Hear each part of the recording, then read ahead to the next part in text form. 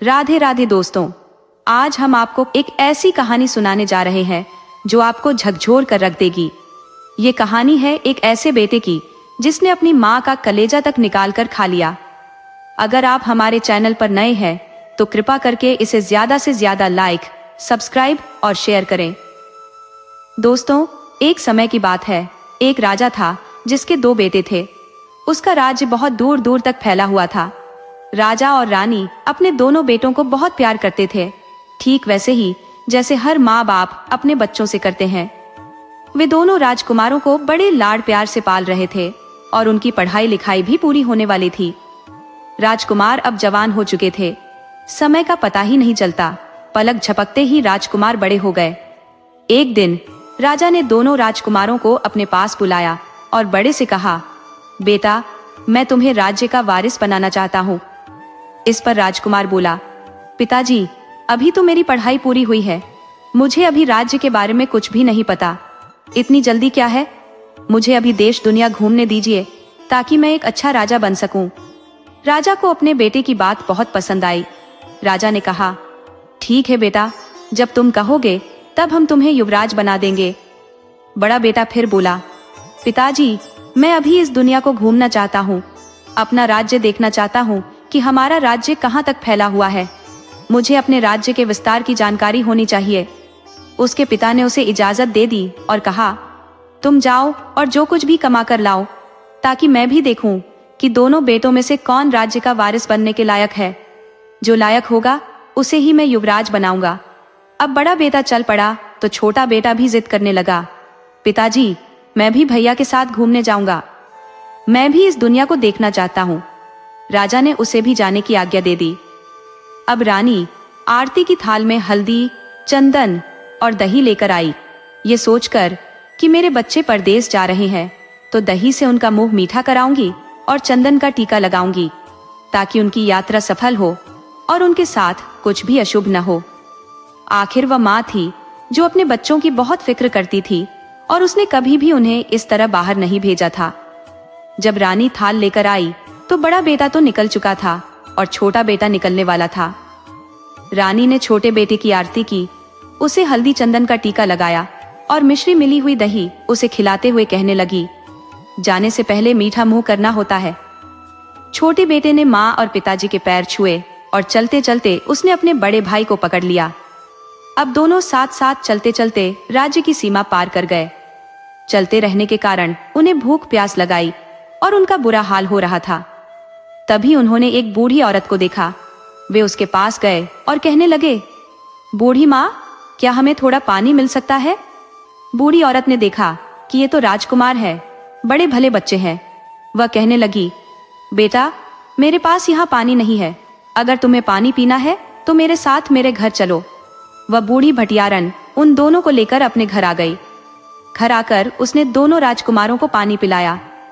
उस भटियारन का न कोई बेटा था न बेटी, उसके कोई रिश्तेदार या सगे संबंधी भी नहीं थे। बेचारी अकेली थी और अपना काम करके गुजारा करती थी। बच्चों को देखकर वह सोचने लगी, अगर ये दोनों लड़के मेरे पास रह जाए तो मेरी माँ बनने की इच्छा पूरी हो जाए। ये दोनों मेरे बेटे बन जाए तो मैं यहीं कट जाऊं। उसने उनके लिए खाना बनाकर उन्हें बड़े प्यार से खिलाया। ये प्रेम देखकर दोनों बच्चे कहने लगे, बूढ़ी माँ, हम आपके पास कुछ दिन रुकना चाहते हैं, इस नगर को घूमना और देखना चाहते हैं। ये सुनकर बुढ़िया बड़ी खुश हुई, कहने लगी, ठीक है बेटा, तुम जितने दिन चाहो मेरे पास रुक जाओ, अगर चाहो तो तुम मेरे बेटे बनकर जिंदगी भर भी रह सकते हो। इस पर दोनों लड़के बोले, बूढ़ी माँ, हम तो राजकुमार हैं और पड़ोसी राज्य के राजकुमार हैं, हम देश घूमने निकले हैं।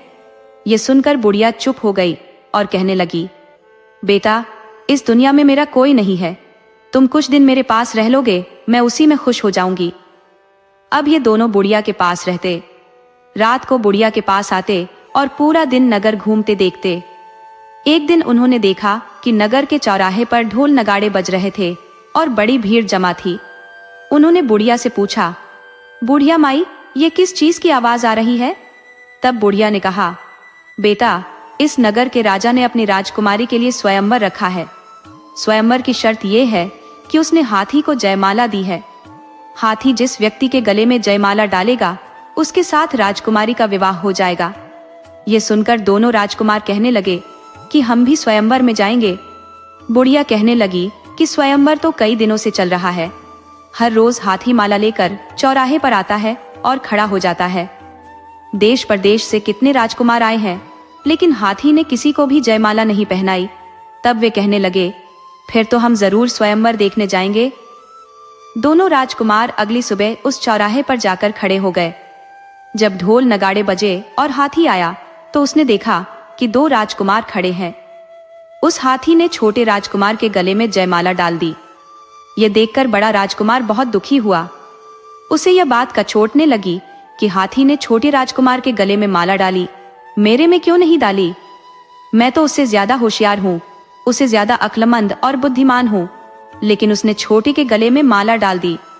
अब वहां के राजा ने छोटे राजकुमार के साथ अपनी बेटी का विवाह कर दिया और उसे अपना आधा राजपाट भी दे दिया। अब बड़े राजकुमार से यह बात सहन नहीं हो रही थी। राजकुमारी बड़ी खूबसूरत थी, बिल्कुल स्वर्ग की अप्सरा जैसी। वह उससे विवाह करना चाहता था, लेकिन विवाह छोटे राजकुमार का हो गया। बड़े राजकुमार को अपने भाई से बड़ी जलन हो रही थी। अब उसके मन में तरह तरह के विचार आने लगे। कहते हैं ना, जैसी सोच होती है दिमाग वैसे ही विचार पैदा करने लगता है। वह अपने भाई के बारे में बुरा सोचने लगा। उसे यह भी याद आया कि मेरी माँ ने चलते समय मेरे भाई को टीका किया, आरती की, लेकिन मेरा टीका और आरती नहीं किया। उसे लगा कि यह सब मेरी माँ का दोष है, उसी के कारण मेरी शादी नहीं हुई और मेरे भाई की शादी हो गई।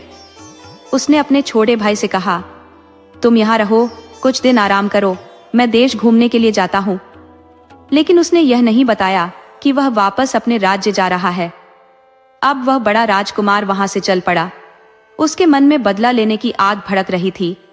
वह अपने भाई और माँ से बदला लेना चाहता था, क्योंकि राजकुमारी का विवाह उसके साथ नहीं हुआ। वह राजकुमारी को देखते ही उस पर फिदा हो गया था। अब वह वहां से चला और अपने राज्य में आ गया। जब वह महल में पहुंचा तो राजा उस समय कहीं शिकार खेलने गए हुए थे। रानी घर पर अकेली थी।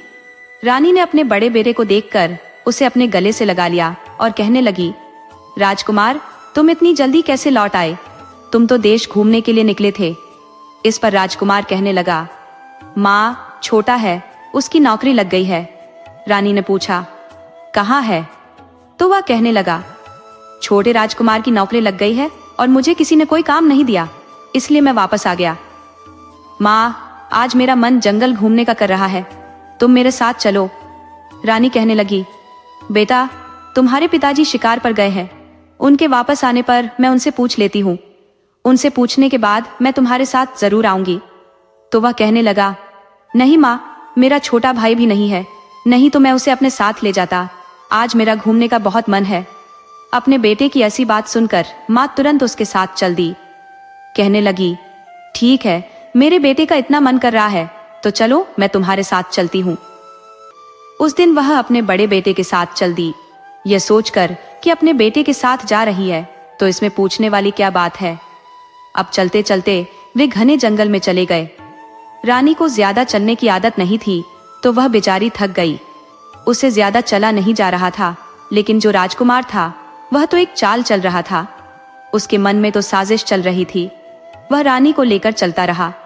जब रानी बिल्कुल थक कर चूर हो गई तो वह कहने लगा, माँ, तुमसे चला नहीं जा रहा है, अब आगे। रानी कहने लगी, हाँ बेटा, चलो किसी पेड़ के नीचे बैठकर थोड़ा आराम करते हैं, फिर आगे चलते हैं। दोनों माँ बेटा एक पेड़ की छांव में बैठ गए। उस पेड़ के ऊपर एक तोता और तोती रहते थे। वे दोनों तोता मैना उन दोनों को देख रहे थे। तब वह लड़का कहने लगा, माँ, तुम थक गई हो, थोड़ा आराम कर लो, अपना सिर मेरी गोद में रख दो। माँ अपने बच्चे को देखकर बड़ी खुश हो रही थी कि मेरे बेटे को मेरी कितनी परवाह है, कितना प्यार करता है मेरा बच्चा। कहने लगी, नहीं मेरे बच्चे, तू भी तो थक गया होगा। लेकिन वह कहने लगा, नहीं माँ। उसने अपनी माँ का सिर अपनी गोद में रखा और माँ को लेटते ही नींद आ गई। जब माँ सो गई तो बेटे ने अपनी कटार निकाली और माँ के गले पर वार कर दिया। वार करते ही माँ का गला धड़ से अलग हो गया और माँ के प्राण पखेरु उड़ गए। इस पर भी उसका दिल नहीं भरा। राजकुमार कहने लगा, तुमने हम दोनों भाइयों में फर्क किया। तुम छोटे भाई को चाहती हो, इसलिए उसकी शादी हो गई। तुमने उसको हल्दी टीका लगाकर, चंदन का टीका लगाकर, आरती करके विदा किया और मेरे साथ ऐसा व्यवहार किया।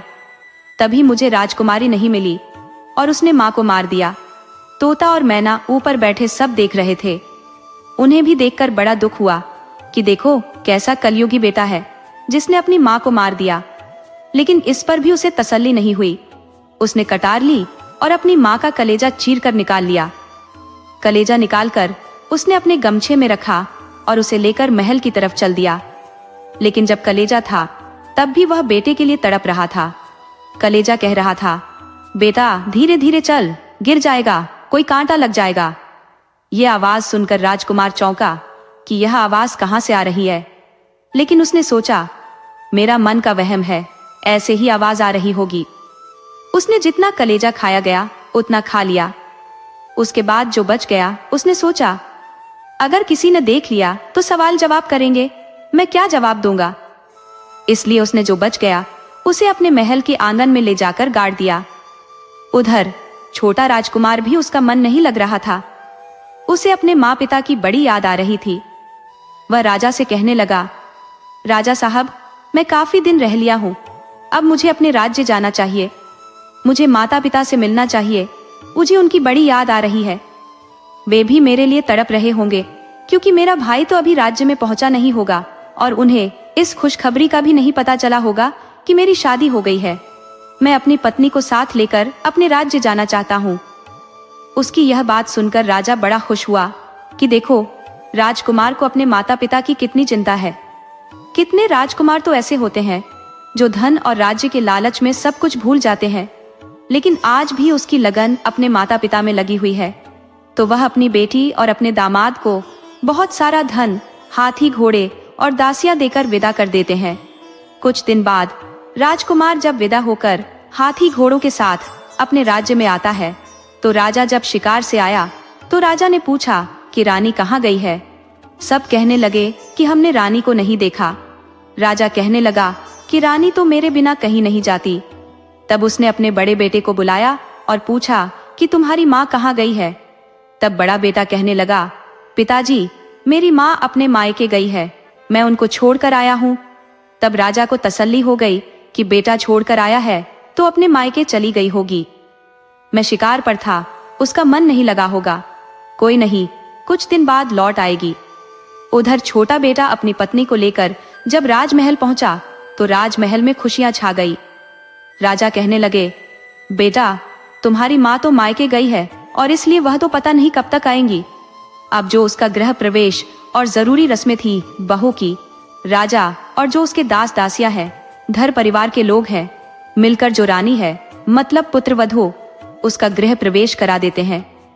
अब जो पुत्रवधू आई थी राजा की, वह बहुत ही संस्कारी थी, बहुत ही पूजा पाठ करने वाली थी। उसने आते ही घर का सारा काम संभाल लिया। वह सुबह उठती, नहाती धोती, पूजा पाठ करती, उसके बाद रसोई में जाती। अब जो उस लड़के ने आंगन में जो अपनी माँ का कलेजा दबाया था, वह एक पौधा बन गया और उसमें बड़ा सुंदर फूल खिलने लगा। वह फूल खिलता तो दूसरा तुरंत तैयार हो जाता। राजा की पुत्रवधू जब पूजा करती तो उसे वो फूल बड़ा सुंदर लगता। वह उस फूल को तोड़ने जाती तो उस फूल में से आवाज आती, बेटा मेरा आशीर्वाद तेरे साथ है। बड़ी संस्कारी बहू है, बहुत अच्छी है, मतलब बहू की तारीफ की उसमें से आवाज आई थी। ये सुनकर बहू दिन प्रतिदिन सूखने लगी कि पता नहीं कोई भूत है, प्रेत है, क्या है, जिस पौधे में से आवाज आती है। ये आवाज केवल बहू को आती थी और किसी को नहीं आती थी। एक दिन राजकुमार अपनी पत्नी से बोला, क्या बात है, तुम इतनी गुमसुम क्यों रहती हो, किस चीज की कमी है।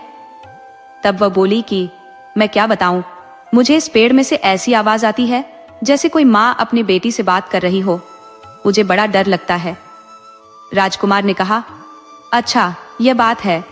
बहू ने कहा, जब भी मैं पूजा के लिए फूल तोड़ती हूँ तो इसमें से मुझे बड़ी माँ जैसी आवाज आती है, जैसे कोई माँ अपनी बेटी को आशीर्वाद दे रही हो। ये सुनकर राजकुमार राजा के पास पहुंचा और राजा को सारी बात बताई। राजा कहने लगा कि हाँ, मैं भी देख रहा हूँ, ये देखकर मैं भी हैरान हूँ। इससे पहले तो हमारे महल में यह पौधा नहीं था, ये अचानक कहाँ से आ गया? और इसका फूल देखो कितना सुंदर है। सब लोगों का ध्यान अपनी तरफ खींच रखा है, लेकिन अचानक यह कहाँ से आ गया? अब राजा ने अपने राजपुरोहित को बुलाया और उससे उसके बारे में पूछने लगे। राजपुरोहित कहने लगा, महाराज, मैं इसका जवाब नहीं दे सकता। मेरी समझ से परे है कि यह फूल कहाँ से आया है और यह क्या बोलता है। अब राजा ने अपने नगर में ढिंडोरा पिटवा दिया कि जो कोई भी ब्राह्मण या कोई भी नागरिक, कोई भी ऋषि मुनि, पुरोहित, राजपुरोहित, पोथी पत्रा वाले ब्राह्मण, कोई भी या आम नागरिक जो भी इसका राज्य मुझे बताएगा, उसे मैं अपना आधा राजपाट दे दूंगा।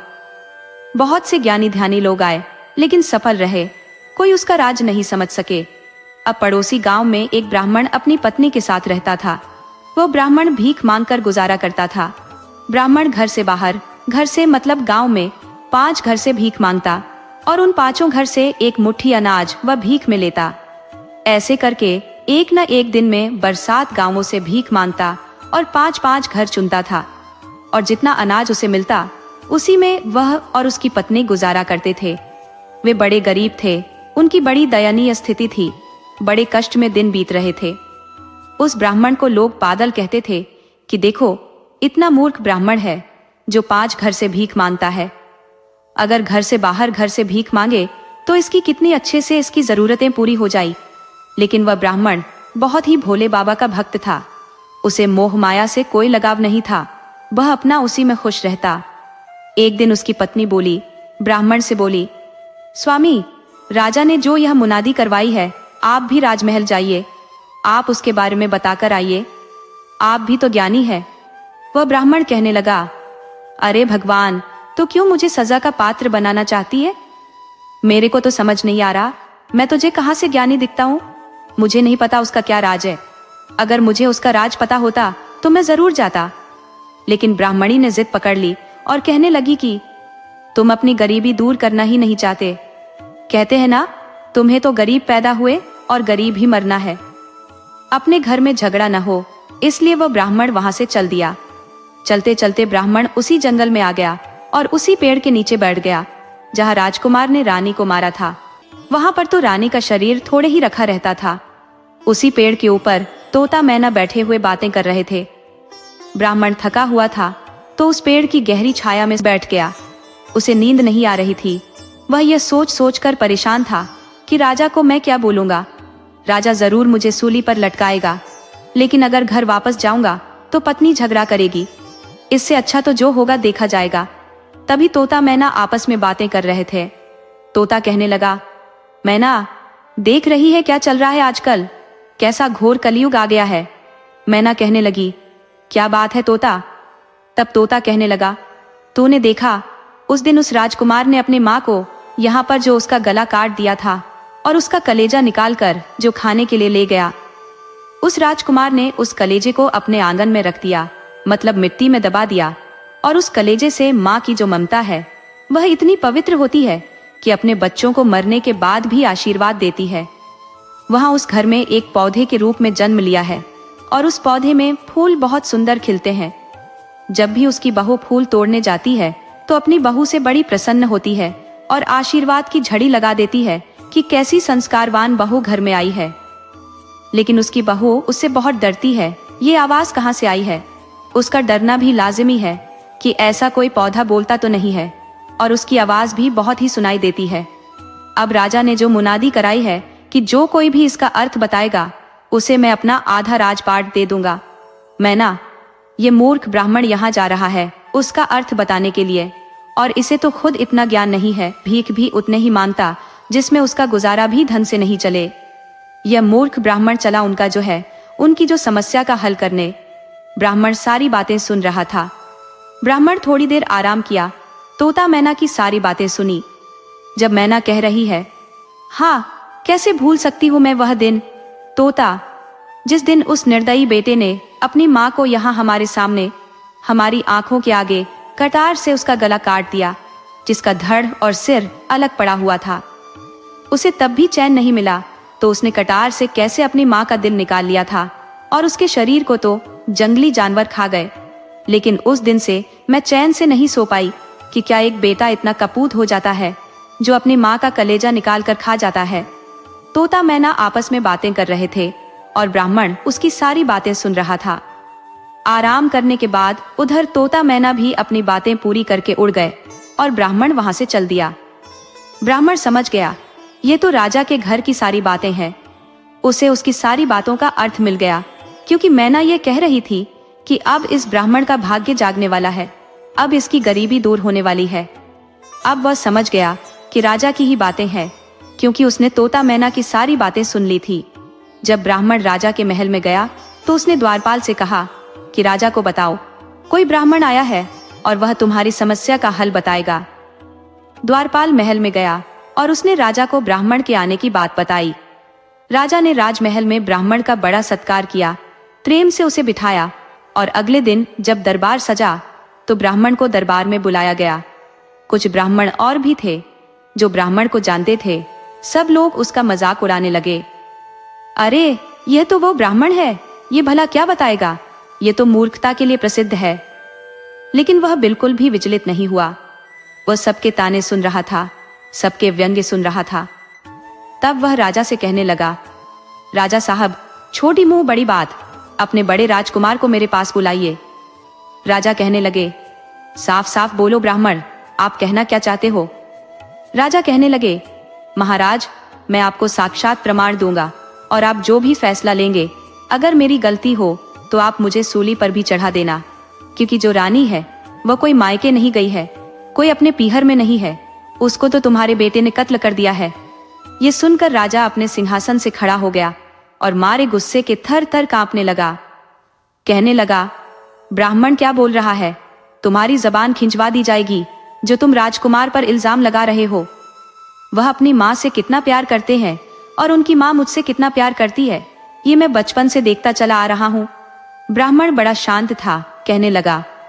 जो ब्राह्मण सभा में और भी लोग थे सब कहने लगे, राजा साहब, ये तो मूर्ख ब्राह्मण है, हम तो पहले ही कह रहे थे मूर्ख है। लेकिन ब्राह्मण कहने लगा, महाराज, मुझे बोलने का तो मौका दीजिए। अब राजा के जो राजपुरोहित थे वे बहुत बड़े थे। उन्होंने राजा को सलाह दी, राजा साहब, जो सजा देनी है वह तो बाद में तय होगी, पहले उसे अपनी पूरी बात तो करने दीजिए। राजा ने ब्राह्मण से कहा कि ठीक है। बड़े राजकुमार को महल में बुलवाया गया। बड़ा राजकुमार महल में आया तो ब्राह्मण कहने लगा, राजकुमार, तुम अपनी माँ को लेकर जंगल में गए थे। राजकुमार कहने लगा, आप क्या कह रहे हो ब्राह्मण देवता, आप झूठ बोल रहे हो। मैं तो, मेरी माँ तो मायके में रही है, मैं उसे मायके छोड़कर आया था, मैं खुद उसे लेकर गया था मायके। तब वह कहने लगा, नहीं राजकुमार, झूठ बोल रहा है। राजकुमार अपनी माँ को लेकर जंगल में गया और वहां इसने कटार से अपनी माँ का सिर धड़ से अलग कर दिया। ब्राह्मण का इतना कहना था कि सब लोग अपने सिंहासन से खड़े हो गए और हाय हाय करने लगे कि क्या रानी अब जीवित नहीं है। ब्राह्मण कहने लगा, नहीं, रानी अब जीवित नहीं है, क्योंकि राजकुमार जलन में आकर आपके छोटे भाई का विवाह हो गया था। इस बात से बहुत गुस्सा था। वह गुस्सा था कि मेरी माँ ने उनको टीका किया है, इसलिए मेरे भाई को हाथी ने पसंद किया है। मेरे साथ मेरी माँ ने कोई शुभ शकुन नहीं किया, इसलिए यह अपनी माँ से बदला लेना चाहता था। इसके मन में यह बैठ गई कि मेरी माँ छोटे राजकुमार को ही प्यार करती है, मुझे नहीं करती। यह अपनी माँ को जंगल में लेकर गया और वहां उसने अपनी माँ का धड़ से अलग कर दिया। तब भी इसका जो गुस्सा शांत नहीं हुआ तो उसने अपनी कटार से अपनी माँ का कलेजा निकाल लिया। ये सुनते ही राजा और लोग कांप गए, सबकी आंखों में आंसू आ गए। सब कहने लगे, हाय, ये इतना बड़ा दुष्कर्म कर दिया, इतना बड़ा पाप कर दिया। जो एक इतनी पतिव्रता नारी थी, इतनी अच्छी रानी थी हमारी, उनका कलेजा निकाल लिया। खुसर पुसर महल में होने लगी। उसके बाद ब्राह्मण बोला, क्यों राजकुमार, मैं सही कह रहा हूं ना।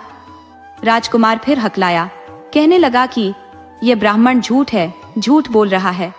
ब्राह्मण कहने लगा कि जब उसने कलेजा निकाल लिया तो इसका दिल उससे भी नहीं भरा। ये कलेजे को लेकर आया और इसने इसे पकाया और पकाकर इसने उसे खाया। जितना इसे खाया गया उतना खा लिया। उसके बाद उसने उस कलेजे को आंगन में रोप दिया जहां वे पौधा उगा है, और उस पौधे ने जो फूल खिले हैं उनमें रानी की आत्मा बसी हुई है। रानी अपने घर परिवार से बहुत प्यार करती थी और वह बहुत पतिव्रता थी। उसमें इतना आसफा था तो वह अपनी बहू से बड़ी खुश है। उसकी बहू रोज पूजा पाठ करती है। वह अपनी बहू को ढेरों आशीर्वाद देती है। ये सुनकर सबको लगने लगा। तो राजा भी समझ गया कि बात तो यही है। इस पंडित को कैसे पता चली? इसने तो सारी बात सच सच बता दी है। तब पंडित कहने लगा, चलो हम उस पौधे के पास चलते हैं। तोता और मैना ये भी कह रहे थे कि वह जो बहू है, ये भी उस पंडित ने सुन लिया था कि जो बहू है उसके पास इतनी शक्ति है कि उसकी उंगली में अमृत है। अगर वह चीरा लगाकर उसमें 2 बूंद उस पौधे पर डाल देगी तो रानी बिल्कुल जीवित हो जाएगी। ये बात उस पंडित ने अभी तक नहीं बताई थी कि उसे यह भी मालूम था। जब सब लोग उस आंगन में आए तो पंडित ने पोथी पत्रा खोलकर थोड़ा सा नाटक किया कि देखता हूँ कि मैं रानी को जीवित भी कर सकता हूँ। ये देखकर तो सब और जय जयकार होने लगी पंडित की। रानी जीवित हो जाएगी तो ये तो बड़ा चमत्कार होगा। तब पंडित ने अपने झोले में से जो अपने पोथी पत्रा निकाले और आसन लगाकर थोड़ी देर के लिए आंख बंद करके कुछ न कुछ बुदबुदाने लगा। सब लोग समझ रहे थे कि पंडित जी तो बड़े चमत्कार हैं। हम तो इन्हें ऐसे ही बेवकूफ समझ रहे थे। थोड़ी देर बाद पंडित उठा और कहने लगा, महाराज अपने पुत्र वधू को बुलाइए। राजकुमार अपनी पत्नी को लेकर आया तो वह कहने लगी, हाथ जोड़कर पंडित जी को प्रणाम किया और कहने लगी, पंडित जी बताइए मेरे लिए क्या आज्ञा है। पंडित जी को तोता मैना की सारी बातें सुन ली थी। तब वह कहने लगे कि बेटी तुम बहुत संस्कारी हो, तुम पर भगवान की असीम कृपा है और तुम जो एक काम करो, तुम अपनी जो छोटी उंगली है उसमें चीरा लगाकर 2 बूंद अपने रक्त के इस पेड़ पर डाल दो तो रानी जी उठेगी। वह कहने लगी, बस इतनी सी बात है। अगर मेरी माँ सच में जी उठेगी तो रक्त क्या, मैं अपना पूरा हाथ काटने के लिए तैयार हूँ। ब्राह्मण कहने लगा, नहीं उसकी नौबत नहीं आएगी, आप सिर्फ 2 बूंद रक्त डाल दीजिए। अब जो राजकुमार की पत्नी थी उसने उंगली में चीरा लगाया और 2 बूंद रक्त के उस पौधे पर डाल दी। रक्त डालते ही रानी खड़ी हो गई और वह जीवित हो गई। सब लोग देखकर हैरान थे कि क्या चमत्कार हो गया, रानी सच में जीवित हो गई। अब तो दूध का दूध और पानी का पानी हो गया। अब राजा कहने लगे, रानी को देखकर पहले तो राजा बहुत खुश हुआ। फिर राजा ने सोचा कि मैं रानी से ही पूछ लेता हूँ क्या बात हुई है। राजा ने कहा, रानी आपको कसम है हमारी, आप सच सच बताइए कि बात क्या है। राजकुमार ने तुम्हारे साथ क्या किया? रानी कहने लगी, मेरे साथ मेरे बच्चे क्या करेंगे, ये तो बच्चे हैं। फिर भी उनकी माँ की ममता आड़े आ रही थी। राजा ने कहा कि पूरी प्रजा सुनना चाहती है, तुम्हारे साथ क्या हुआ, पहले उसे बताइए। तब रानी कहने लगी, मेरा बड़ा राजकुमार मुझे यह कहकर जंगल में लेकर गया कि मुझे जंगल घूमना है। मेरा भाई अभी आया नहीं तो भाई को लेकर जाता, लेकिन वहां जाकर जो मैं थक गई, आराम करने लगी, तो मेरे बेटे ने मेरे सिर को अपनी गोद में रखा और मैं सो गई। उसके बाद क्या हुआ मैं कुछ नहीं जानती। अब राजकुमार जो बड़ा था वह थर थर कांपने लगा। वह समझ गया कि तुम्हारी तो पोल पत्ती सब खुल गई, क्योंकि सत्यता, क्योंकि जो उनकी प्रभु की भक्ति थी, जो चमत्कार थे कि दुनिया में चमत्कार तो होते रहते हैं। और तो वह समझ गया कि माँ के चरणों में गिर गया और चरणों को पकड़कर माफी मांगने लगा, गिड़गिड़ाने लगा।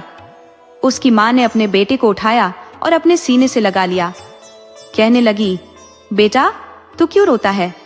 वह कहने लगा, माँ बड़ा पापी और दुष्ट हूं मैं, ऐसा नीच कर्म किया है, ऐसा तो कोई नहीं कर सकता। सही कहा है, पूत कपूत हो जाता है, माता कुमाता नहीं होती है, लेकिन मैंने तो इस बात को गलत साबित कर दिया कि पूत कपूत होता है और माता कुमाता नहीं होती। मैंने तुम्हारा जो कलेजा चीर कर खा लिया, तभी तुम मुझे सीने से लगा रही हो। उसे अपने ऊपर बड़ी ग्लानि हो रही थी। अब राजा के सामने सच्चाई आ गई। राजा ने तुरंत सिपाहियों को आदेश दिया कि वह इस राजकुमार को पकड़कर काल कोठरी में डाल दो, इसे बीच चौराहे पर फांसी पर लटकाया जाएगा। लेकिन जो रानी थी वह कहाँ मानने वाली थी। वह राजा से कहने लगी, राजा साहब मेरा दोबारा जन्म हुआ है और मैं नहीं चाहती कि मेरे बच्चों को दूर किया जाए, इसीलिए मैं चाहती हूँ, आपको मेरी कसम है, मेरे बच्चों को सुधरने का एक मौका दो, उसे कोई सजा न दो। रानी के बार बार कहने से राजा ने राजकुमार को माफ कर दिया, क्योंकि बड़े राजकुमार को अब अक्ल आ गई थी। वह समझ गया था कि माँ का प्यार क्या होता है। वह बहुत सुधर गया। अब जो राजा ने राजकुमार को माफ कर दिया, अब महल में खुशियां आ गई। पूरी जनता जो ब्राह्मण की जय जयकार करने लगी। अब ब्राह्मण ने राजा से कहा कि जो मैंने वचन दिया है मैं उसे भी पूरा करूंगा। और राजा ने अपना आधा राजपाट उस ब्राह्मण को दे दिया और उसे अपना राजपुरोहित बना दिया। इस तरह से उस गरीब ब्राह्मण की गरीबी दूर हो गई। कहते हैं भगवान जब भी देता है छप्पर फाड़ कर देता है। वह उस ब्राह्मण के साथ हुआ, क्योंकि उसके दिन बदलने वाले थे, इसलिए उसने तोता मैना की बातें सुन ली।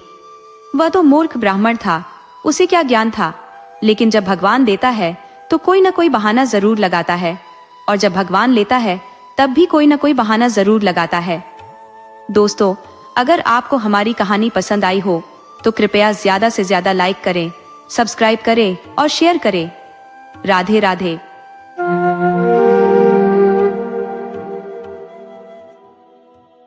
एक छोटे से गांव में एक बुजुर्ग महिला रहती थी, जिसके 2 बच्चे थे, एक बेटी और एक बेटा। बेटी बड़ी थी और उसका विवाह हो चुका था। वह अपने ससुराल में रहती थी। एक दिन बेटे को अपने घर भाई दूज का त्योहार मनाने का विचार आया। उसने माँ से पूछा, माँ, सबकी बहनें अपने भाइयों को तिलक करने के लिए आई हैं, मेरी बहन क्यों नहीं आई? बुढ़िया माँ ने समझाया, बेटा, तेरी बहन दूर रहती है, सफर लंबा है और उसके छोटे छोटे बच्चे भी हैं, इसलिए शायद नहीं आ पाई होगी। ये सुनकर बेटा उदास हो गया और बोला, अगर मेरी बहन नहीं आ पाई तो क्या मैं भी उसके घर नहीं जा सकता? माँ, मेरी बहन के लिए मीठे लड्डू बना दो, ताकि जब मैं वहां जाऊं तो उसके लिए कुछ ले जा सकूं। माँ ने बेटे की जिद को देखते हुए कहा, ठीक है बेटा, मैं तेरे लिए लड्डू बना देती हूँ। जैसे तैसे बुढ़िया माँ ने लड्डू बनाए और बेटे को दे दिए। बेटा बड़ी खुशी के साथ अपनी बहन के घर की ओर चल पड़ा। उसका रास्ता घने जंगल से होकर गुजरता था। रास्ते में चलते चलते उसकी नजर एक विशालकाय शेर पर पड़ी। शेर ने जब उस पर झपट्टा मारने की तैयारी की तो लड़के ने कहा, भैया, अभी मुझे मत खाओ, मैं अपनी बहन से भैया दूज का तिलक कराने जा रहा हूँ, वापस लौटते वक्त तुम मुझे खा लेना। शेर ने चेतावनी दी, मुझे धोखा मत देना, मैं यहीं तुम्हारा इंतजार करूंगा। लड़के ने हामी भरी और आगे बढ़ा। थोड़ी दूर चलने पर उसे एक नाक मिला। नाक ने फूंफकारते हुए कहा, मैं तुझे अभी रसूंगा। लड़के ने कहा, भाई, मुझे अभी मत दस, मैं अपनी बहन से दूज का तिलक कराने जा रहा हूँ, लौट कर आऊंगा तो तुम मुझे दस लेना। नाग ने भी कहा, ठीक है, मगर मुझे धोखा मत देना, मैं यहीं प्रतीक्षा करूंगा। इसके बाद लड़का आगे बढ़ा और रास्ते में एक चौड़ी नदी मिली। जैसे ही उसने नदी पार करने की कोशिश की, उसका संतुलन बिगड़ गया और वह डूबने लगा। उसने हाथ जोड़कर नदी से प्रार्थना की, हे यमुना मैया, मुझे जाने दो ताकि मैं अपनी बहन से तिलक करवा सकूं। लौटते समय तुम मुझे डुबो देना। यमुना ने संदेह के साथ पूछा, तू झूठ तो नहीं बोल रहा? लड़की ने वचन दिया कि वह सच कह रहा है। यमुना ने उसे रास्ता दे दिया। आखिरकार खुशी से भरा हुआ वह अपनी बहन के ससुराल पहुंचा। दरवाजे पर उसने देखा कि उसकी बहन चरखा काट रही थी। जैसे ही भाई ने घर के अंदर कदम रखा, चरखे की डोरी टूट गई। भाई ने पुकारा, बहन, बहन। उसकी आवाज सुनते ही बहन ने सिर उठाया और भाई को सामने देखकर खुशी से खिल उठी। मगर कैसे? पहले चरखे की टूटी हुई डोरी को फिर से बांधना आवश्यक था। बहन उस डोरी को जोड़ने में लग गई, जिससे थोड़ा समय निकल गया। भाई मन ही मन सोचने लगा, कैसी बहन है, इतनी दूर से आया हूँ और उसने न तो मुझे स्वागत के लिए बुलाया, न ही एक शब्द कहा। ऐसे स्थान पर जहाँ सम्मान न मिले, वहाँ ठहरने का क्या लाभ? भाई ने सोचा कि माँ सच कहती थी, बहन विवाह के बाद बदल गई है, उसे अब मेरी कोई परवाह नहीं। ऐसा विचार आते ही उसने वापस लौटने का निर्णय कर लिया और उदास मन से गांव की ओर चल पड़ा। तभी जैसे ही भाई मुड़ा, डोरी बंध गई और चरखा फिर से चल पड़ा। बहन ने देखा तो दौड़कर भाई को पुकारते हुए कहा, भैया, कहाँ जा रहे हो? भाई ने पलटकर देखा और बोला, बहन, मैंने तुम्हें कितनी बार पुकारा, लेकिन तुमने मुझे कोई जवाब नहीं दिया, इसलिए मैं वापस लौट रहा था। बहन ने कहा, भैया, मैं तो चरखे की डोरी ठीक करने में लगी हुई थी। जैसे ही तुम घर आए वह टूट गई थी। मेरी वजह से तुम्हें बुरा लगा तो माफ कर दो। आओ भैया। इतना सुनकर भाई का दिल पिघल गया और बहन ने उसे स्नेहपूर्वक अपने घर के भीतर ले लिया। अंदर जाते ही बहन के चेहरे पर प्रसन्नता छा गई। उसने अपनी माँ का कुशल क्षेम पूछा और फिर भाई के स्वागत सत्कार की तैयारी में जुट गई। इसी क्रम में वह पड़ोसन के घर गई और उससे सलाह लेते हुए पूछने लगी, जब सबसे प्रिय अतिथि आए तो हमें क्या करना चाहिए? उसकी पड़ोसन, जो उसकी ननद भी थी और थोड़ी चुलबुली स्वभाव की थी, मजाक में बोली, अरे भाभी, जब इतना प्यारा मेहमान आए तो उसके लिए तेल का चौका लगाना चाहिए। बेचारी बहन उसकी बातों का मजाक समझ नहीं पाई और सोचने लगी कि उसे सच में तेल का चौका लगाना है।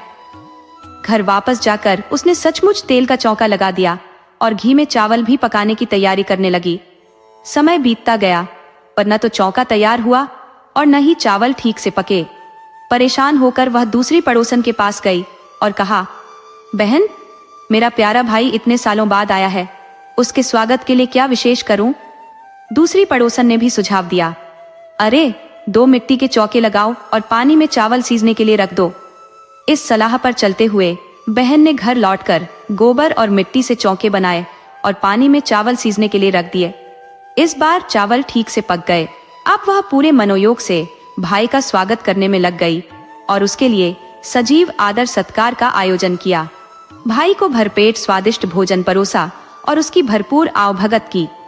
अब ननद खिलखिलाकर हंस पड़ी और बोली, अरे भाभी, तुम तो सचमुच भोली हो। मैंने तो मजाक किया था पर तुमने उसे सच मान लिया। बहन ने मुस्कुराते हुए जवाब दिया, कोई बात नहीं, भैया का प्यार है। इतने बरस बाद आए हैं तो मैंने सोचा कि शायद ऐसा ही कुछ होता होगा।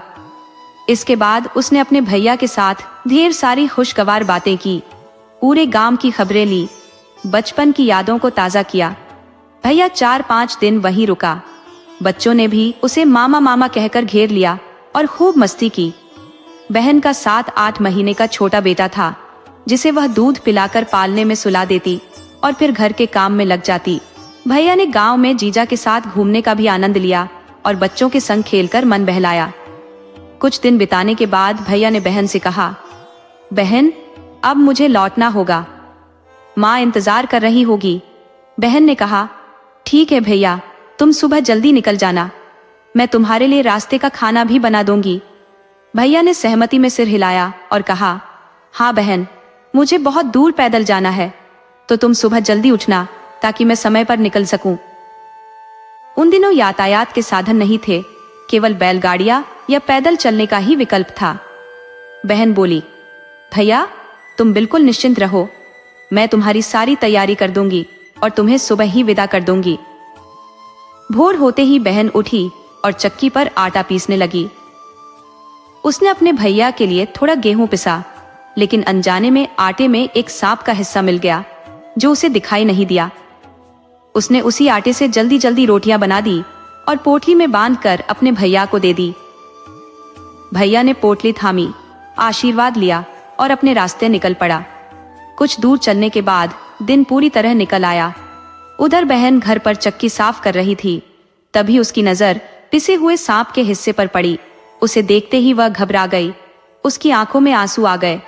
हे भगवान, मेरे भैया ने अगर ये रोटियां खा ली तो वह तो मर जाएगा, वह बुदबुदाई। इतना सोचते ही वह घर में सब कुछ यूं ही छोड़कर अपने सोते हुए बच्चे को भी परवाह किए बिना बस अपने भैया की ओर दौड़ पड़ी। वह रोते चिल्लाते हुए उसी रास्ते पर भागने लगी जिस पर भैया गया था। जंगल के रास्ते में दौड़ते दौड़ते वह बढ़ के एक बड़े पेड़ के नीचे पहुंची जहां उसका भाई सोया हुआ था। शाम का वक्त था और बहन को लगा कि भैया ने रोटियां खा ली होंगी।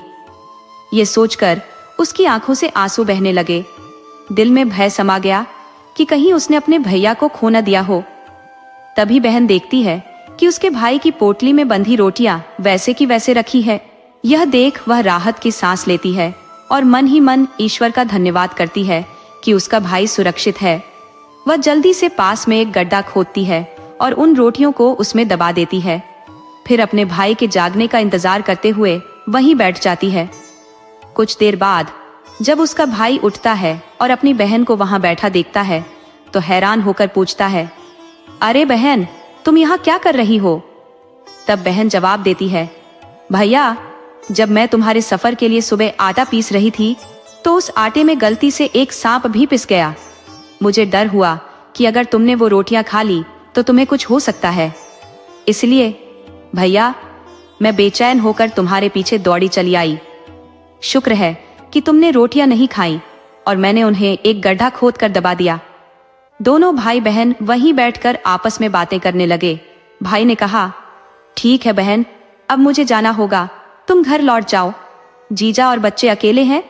बहन ने हामी भरी, ठीक है भैया, मैं लौट जाऊंगी, पर यहाँ तक आने में थक गई हूँ, थोड़ी देर आराम करूंगी और मुझे बहुत प्यास भी लग रही है, चलते चलते गला सूख गया है।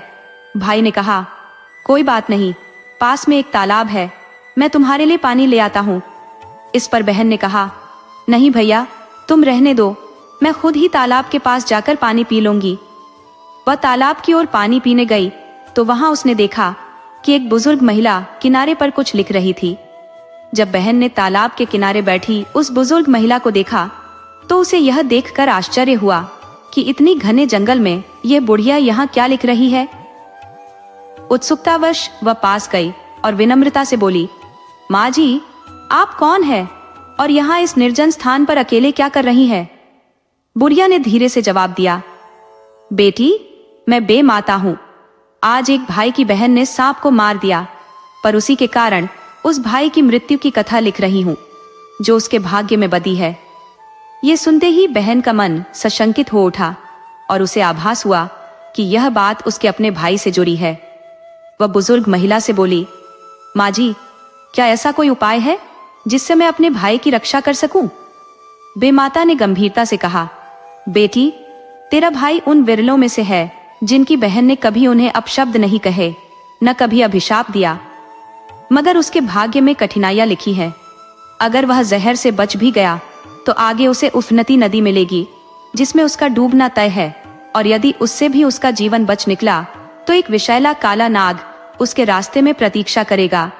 अगर वह सांप उसे नहीं काटेगा और यदि उससे भी वह बच गया तो आगे एक भयानक और विकराल शेर उसका इंतजार कर रहा है जिसे उस लड़के ने इंतजार करने का आदेश देकर छोड़ा था। तब वह बहन किसी उपाय के लिए बुजुर्ग माँ जी से आग्रह करती है, माँ जी, कृपया ऐसा कोई उपाय बताइए जिससे मैं अपने भाई की सुरक्षा कर सकूं। माँ जी बताती हैं, यदि कोई बहन नदी में छूनरी चढ़ा दे तो नदी मैया प्रसन्न हो जाएंगी और रास्ता दे देंगी, उसे डुबोने का विचार त्याग देंगी।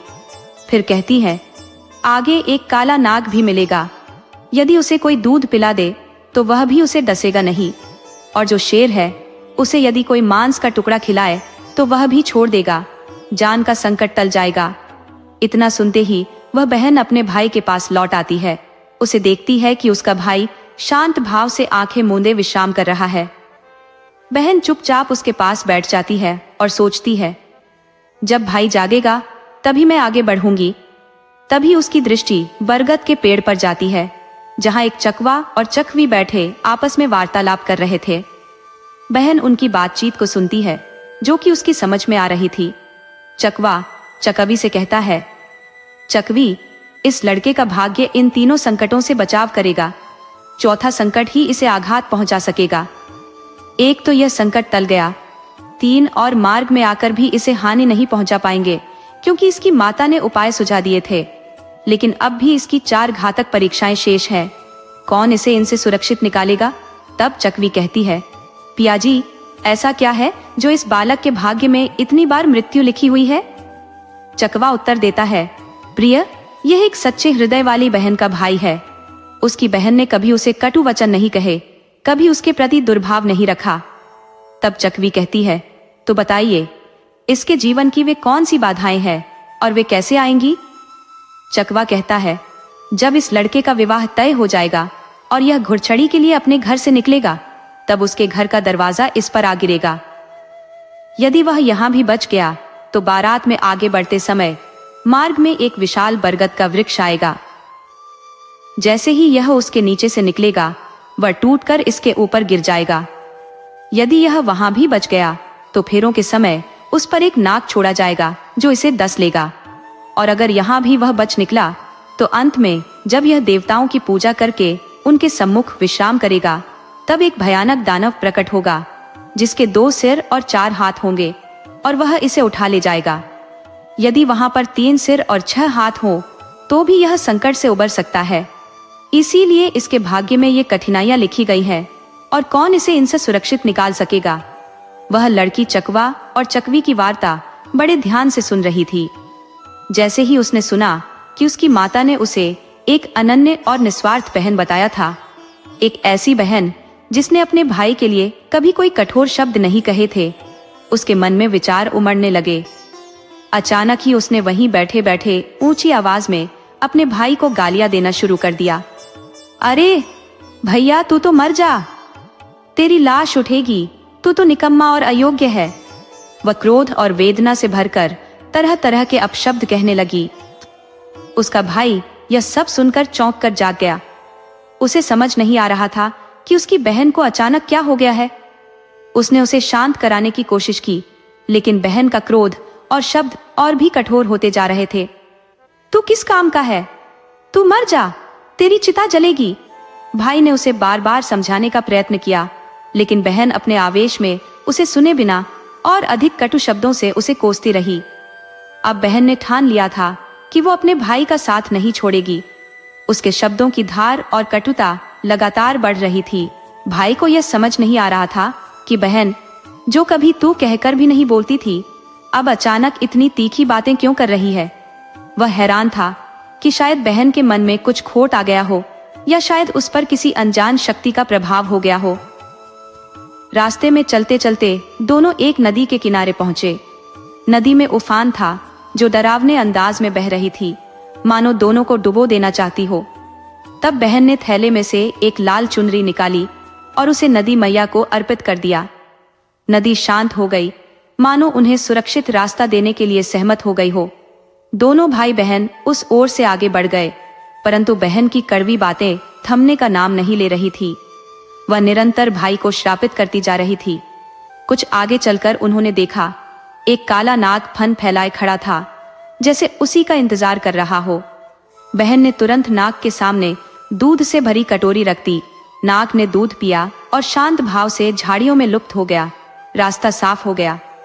अब भाई बहन वहां से फिर आगे बढ़ते हैं, लेकिन बहन का क्रोध और कटु शब्दों की बौछार थमने का नाम ही नहीं ले रही थी। भाई बार बार विनती करता, बहन शांत हो जा, क्यों मुझे यूं लानत मलानत दे रही है। पर बहन के रुख में जरा भी बदलाव नहीं आया, मानो किसी अदृश्य बल ने उसे जकड़ लिया हो। तभी रास्ते में उन्हें एक और प्राणी दिखाई देता है, मानो उसी की प्रतीक्षा में खड़ा हो। लेकिन बहन तुरंत मांस का एक टुकड़ा उसकी ओर फेंक देती है और प्राणी भोजन की ओर खींच जाता है। वे दोनों सुरक्षित वहां से आगे बढ़ जाते हैं। जब वे गांव पहुंचते हैं तो भाई कहता है, अब तो बस कर बहन, गांव आ गया है, लोग देखेंगे तो क्या सोचेंगे कि कैसी बहन है जो अपने भाई को यूं कोस रही है। परंतु भाई की बातों का बहन पर कोई असर नहीं पड़ा और उसकी कटुता वैसी की वैसी बनी रही। अंततः वे दोनों एक बुजुर्ग महिला के घर पहुंचते हैं। बुजुर्ग महिला उन्हें देख कहती है, अरे बेटा, तेरी बहन को क्या हो गया है जो वह ऐसी अपशब्द कहे जा रही है। भाई ने अपनी माँ को समझाया, माँ, जंगल में एक पेड़ के नीचे आराम किया था, तब से ये कुछ अजीब ही व्यवहार कर रही है। बुजुर्ग महिला यह सुन चिंतित हो उठी। उसे लगा कि शायद उसकी बेटी पर किसी दुष्ट शक्ति का साया आ गया है। उसने आसपास के पड़ोसियों से भी सलाह मशवरा किया, टोने टोटके और तांत्रिकों का सहारा भी लिया, परंतु लड़की का हाल जस का तस रहा। वह हर सुबह उठते ही गाली गलौज शुरू कर देती और रात में सोने तक यही चलता रहता। वह खाना खाती, पानी पीती, पर हर क्षण उसके मुख से कटु वचनों का प्रवाह रुकता नहीं। बुजुर्ग माँ ने चिंतित होकर कहा, बेटा, ऐसा कब तक चलेगा। लोग बातें बना रहे हैं, हर तरह का इलाज करवा लिया, पर यह सुधर नहीं रही। इस हालत में इसे ससुराल भेजना भी मुमकिन नहीं, वहां इसका ख्याल कौन रखेगा। अब वह मायके में ही रहने लगी और भाई के विवाह की राह भी अवरुद्ध हो गई। माँ के इकलौते बेटे के लिए जब भी रिश्ता आता, बहन अपने भाई को सबके सामने कोसने लगती। कुछ संभावित रिश्तेदार तो उसकी यह हालत देखकर ही चले जाते। कहते, जिसकी बहन ऐसी हो उसकी पत्नी सुखी कैसे रह सकेगी। एक दिन एक प्रतिष्ठित परिवार का रिश्ता आया। माँ ने आशा भरे स्वर में कहा, बेटी, तू अपने भाई की खुशी के लिए थोड़ा संयम बरत ले। उसकी उम्र निकल रही है, कुछ तो सोचे। पर वह फिर भी गाली गलौज करने लगी। उस खानदानी परिवार के सामने भी उसने अपने भाई को अपशब्द कहना जारी रखा, जिससे वे लोग भी तिरस्कार की भावना लिए वापस चले गए। भैया के सामने ही बहन ने फिर से अपशब्दों की बौछार कर दी। बुजुर्ग माँ ने हतप्रभ होकर कहा, पता नहीं इस लड़की को क्या हो गया है। भाई के साथ घर लौटते ही इसके स्वभाव में यह विचित्र बदलाव आ गया है। वधू पक्ष ने सांत्वना दी, कोई बात नहीं, ये मस्तिष्क की किसी अस्थायी समस्या का परिणाम है, जल्द ही सब ठीक हो जाएगा। हमारी बेटी को आपके बेटे के साथ निभाना है और इससे कोई असर नहीं पड़ेगा। इस तरह विवाह का प्रस्ताव स्वीकार कर लिया गया। सगाई हो गई और विवाह का दिन भी तय हो गया। जिस दिन विवाह का मुहूर्त आया, दूल्हे को सजाने की तैयारियां चल रही थी। जैसे ही दूल्हा बनकर वह घोड़ी पर चढ़ने को हुआ, बहन अचानक आंगन के दरवाजे पर खड़ी हो गई और बोली, मैं अपने भाई को इस दरवाजे से बाहर नहीं जाने दूंगी। लोगों ने समझाने की कोशिश की, अरे तेरा क्या हो गया है? अगर उसे दरवाजे से निकलने नहीं दोगी तो बारात कैसे जाएगी? मगर वह अपनी जिद पर अड़ी रही। गांव के कुछ बुजुर्गों ने कहा, छोड़ो, ये तो मानसिक विकार से पीड़ित है, इस पर ध्यान न दो। चलो दीवार में एक और दरवाजा बना देते हैं। फिर उन्होंने दीवार में एक दूसरा दरवाजा तोड़ दिया। जैसे ही वह दूसरा दरवाजा बना, दूल्हा उसी से बाहर निकल गया और बारात ने अपनी यात्रा शुरू की और पहला किवाड़ धड़ाम से जमीन पर आ गिरा। अब लोग बोले, अरे ये तो कोई बड़ी अनहोनी का संकेत लग रहा था जिससे हम बचे हैं। लड़की थोड़ी विचित्र तो है और समझदार है। अब जब घुड़छड़ी की रानक पूरे गांव के चारों ओर फैल चुकी थी, तो रास्ते में एक विशाल बरगद का पेड़ पड़ता था। लड़की वहां आ गई और बोली, मेरे भाई को इस पेड़ के नीचे से नहीं जाना चाहिए। लोगों ने कहा, अरे लाली, ये क्या कह रही हो, पागल हो गई हो क्या? सबकी घुड़छड़ी इसी रास्ते से होती है, सब इसी मार्ग से गुजरते हैं। पर लड़की की जिद को देखकर लोगों ने सोचा, चलो इसे संतुष्ट कर देते हैं। जब बुजुर्गों ने इसकी बात मान ली है तो हम क्यों इसे नजरअंदाज करें। और आखिरकार उसे एक दूसरे मार्ग से निकाला गया। जैसे ही उसने वह रास्ता पार किया, पेड़ अचानक ही चरमराया और नीचे आ गिरा। अब लोग कहने लगे, लड़की कुछ तो जानती है, शायद उसकी बात में कोई गूढ़ अर्थ छिपा है। बारात को जल्दी से रवाना करने की तैयारियां होने लगी। लड़की ने अचानक ऐलान किया, मैं भी बारात में जाऊंगी। गांव के लोगों ने टोका, अरे लड़कियां बारात में नहीं जाती, पुरानी परंपरा है कि औरतें बारात से दूर ही रहती हैं। पर लड़की अपनी जिद पर अड़ गई और जब उसे रोका गया तो गाली गलौज करने लगी। बुजुर्गों ने कहा, ये वहां भी गाली बक देगी, इससे तो बेइज्जती होगी, इसे यहीं रोकना ठीक होगा। मगर लड़की नहीं मानी और बैलगाड़ी में जाकर बैठ गई। समाज के लोग कहने लगे, ठीक है, इसे जाने दो। इसके घर वाले जानते हैं कि लड़की का दिमाग जरा अलग चलता है, इसलिए इसे रोका नहीं जा सकता। वह बारात के साथ चली और बार बार बकबक करती रही। जब फेरों का समय आया, दूल्हा दुल्हन मंडप में बैठे तो लड़की ने अपनी जिद दोहराई, मैं अपने भाई के साथ फेरों में बैठूंगी। बुजुर्गों ने समझाया, बहन अपने भाई के फेरों में नहीं बैठती, यह परंपरा के विरुद्ध है। पर लड़की तस से मस नहीं हुई। मैं तो भाई के साथ बैठूंगी, उसने दृढ़ स्वर में कहा और फिर वह एक सुई लेकर बैठ गई। जैसे ही अवसर मिला, उसने सांप को पकड़कर उसका फन भेद दिया और उसे वहीं जमीन पर डाल दिया। इसके बाद लड़की के फेरे पूरे हो गए। बहू की विदाई की घड़ी आई और बेटे के साथ बहू को घर लाया गया। घर में गृह प्रवेश की रस्में निभाई गई और द्वार पूजा की गई। फिर देवताओं के कमरे में उन्हें आशीर्वाद के लिए ले जाया गया। रात गहराने लगी और उन्हें विश्राम के लिए भेजा गया। तभी लड़की अपनी जिद पर अड़ गई, मैं तो इनके साथ ही रहूंगी। बुजुर्गों ने समझाया, बेटी ऐसी बातें क्यों कह रही हो, ऐसा कहीं होता है? पर वह अपनी बात पर अडिग रही, नहीं, मैं इनके साथ ही सोऊंगी। और गुस्से में गाली भी देने लगी। सबने हार मान ली और उसे वहीं छोड़ दिया। रात को एक आगंतुक आया, जिसने देखा कि कमरे में 3 सिर 6 पैर और 6 हाथ है। वह घबराकर उलटे पांव लौट गया। सुबह जब लड़की उठी, उसने शांत भाव से नहाया, बिना किसी शोर शराबे के। न तो किसी को गाली दी, न ही कोई झगड़ा किया। सब चकित थे। रिश्तेदार जो अब तक विदा नहीं हुए थे भी हैरान थे। अचानक रातों रात ऐसा क्या हो गया कि उसका पागलपन जैसे छूमंतर हो गया। गांव वाले और रिश्तेदार सब आपस में कानाफूसी करने लगे। आखिर लड़की को यह कैसा परिवर्तन हो गया। लड़की अपनी माँ के पास आई और बोली, माँ, अब मुझे विदा कर दो। मैं अपने घर लौटने आई थी, केवल अपने भाई की रक्षा के लिए। मेरे भाई के भाग्य में जो मृत्यु लिखी थी, उसकी 3 घातक परछाइयां थी। मुझे केवल इसीलिए आना पड़ा था कि उसे बचा सकूं। इस कहानी के पीछे वही बहन भाई का रिश्ता है जिसने मुझे यहाँ खींच लाया। जब वह मेरे घर आया तो चाकी में मेरे विचार घूम गए। मैंने उसी चाकी से रोटियां भी बना दी, लेकिन जब मुझे आभास हुआ कि मेरे भाई के लिए यह रोटियां विष हो सकती हैं, तो मैं वहां से दौड़ पड़ी। रास्ते में मुझे एक माता का आशीर्वाद मिला।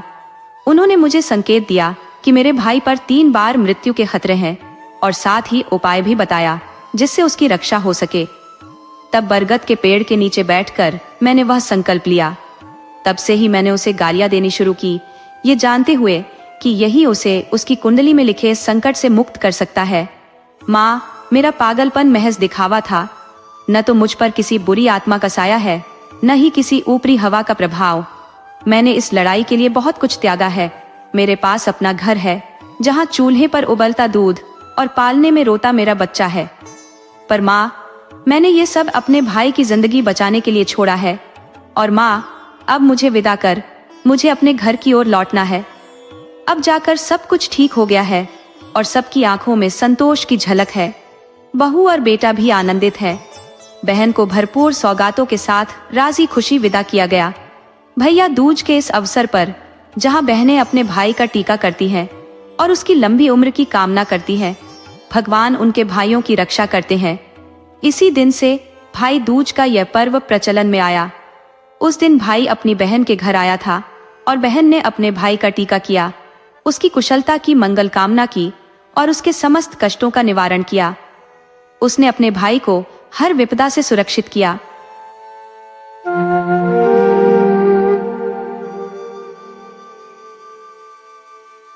एक जमाने की बात है। एक शहर में एक परिवार रहता था, जिसमें एक पति पत्नी और उनके 4 बच्चे थे। सबसे बड़ी बेटी थी प्रिया, जिसका रंग सांवला था, थोड़ा कालापन लिए हुए। उससे छोटे तीनों भाई बहन गोरे चिट्टे और सुंदर थे। वक्त अपनी चाल चलता रहा और प्रिया सहित सभी बच्चे बड़े हो गए। उनकी पढ़ाई लिखाई भी पूरी हो गई थी, लेकिन प्रिया के लिए जो भी रिश्ता आता, उसके सांवले रंग के कारण सब उसे ठुकरा देते। उसका कहीं भी रिश्ता पक्का नहीं हो पा रहा था। पर प्रिया बहुत ही नेक दिल इंसान थी। लोग उसके रंग के आगे उसके गुणों को नहीं देखते थे। धीरे धीरे उसकी दोनों छोटी बहनों की शादी हो गई और भाई की भी शादी हो गई। घर में भाभी भी आ गई, लेकिन प्रिया की सगाई नहीं हो पा रही थी। उसका कोई भी रिश्ता कामयाब नहीं हो रहा था। उसकी उम्र भी निकली जा रही थी। माता पिता इसी सोच में डूबे रहते थे कि कैसे हमारी बेटी की शादी हो जाए, यह भी अपना घर बसा ले। दिन ब दिन भाभी भी रोज नए नए ताने देती, जिससे वह बेचारी बहुत दुखी रहती। उसका काला रंग उसके लिए मानो एक शाप बन गया था। आज फिर उसे लड़के वाले देखने के लिए आ रहे थे। तब प्रिया की माँ कहने लगी, बेटी, ये नए कपड़े ले, थोड़ा सज संवर ले, तुझे लड़के वाले देखने आ रहे हैं, क्या पता आज तेरा रिश्ता पक्का हो जाए। वह कहने लगी, माँ, तुम बार बार मेरी बेइज्जती करवाती हो। सारे रिश्ते वाले मेरे मुंह पर ही ठुकरा कर चले जाते हैं। तुम क्यों मेरी शादी के पीछे पड़ी हो। तब उसकी माँ कहने लगी, बेटी, हम चाहते हैं कि तेरा घर बस जाए और हमारी जिम्मेदारी पूरी हो जाए। तेरे सब भाई बहन जिंदगी में आगे बढ़ गए हैं, हमारे बाद तेरा क्या होगा। हमारे सामने तेरी भाभी तुझे इतना भला बुरा कहती है, लेकिन हम चुप रहते हैं।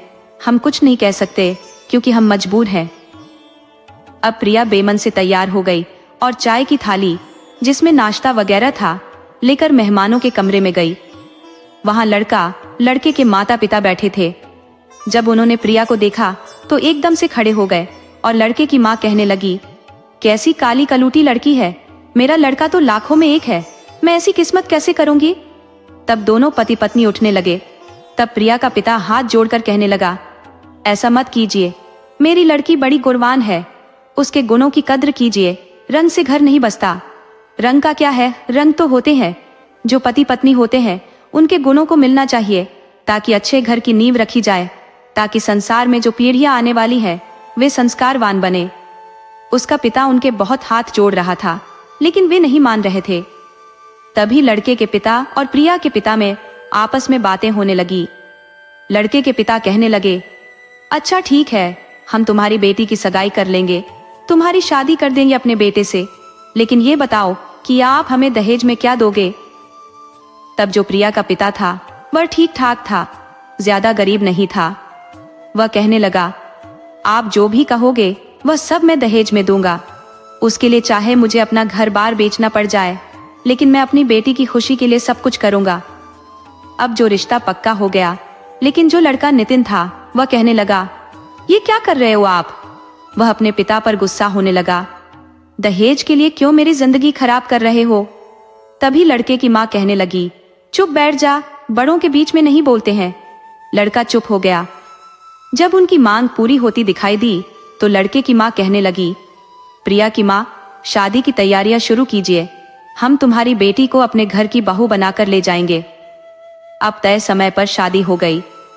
प्रिया बहू बनकर अपने घर विदा हो गई, और उधर जो आस पड़ोस की औरतें थीं, प्रिया को देखने के लिए जब प्रिया की मुंह दिखाई होने लगी तो सब प्रिया की सास से कहने लगी, अरे कहाँ तो तेरा बेटा नितिन है जो लाखों में एक है, और कहाँ तूने कैसी काली कलूटी बहू को देख लिया है।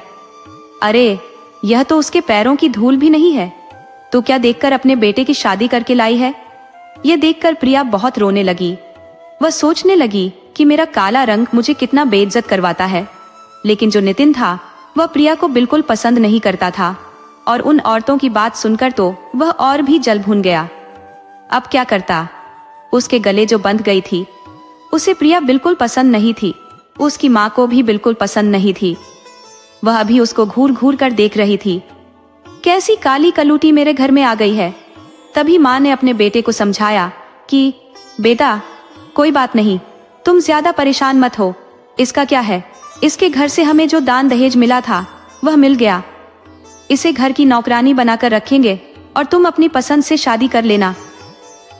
अब जो लड़का नितिन था वह रात को जब सोया हुआ था तो प्रिया उसके पास गई। उसने प्रिया को धक्का मारा। प्रिया बेचारी रोते रोते उसकी सारी रात रोने में निकल गई। वह रो रही थी।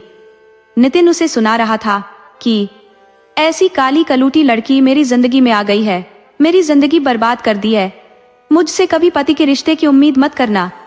वह तरह तरह के ताने उसको दे रहा था।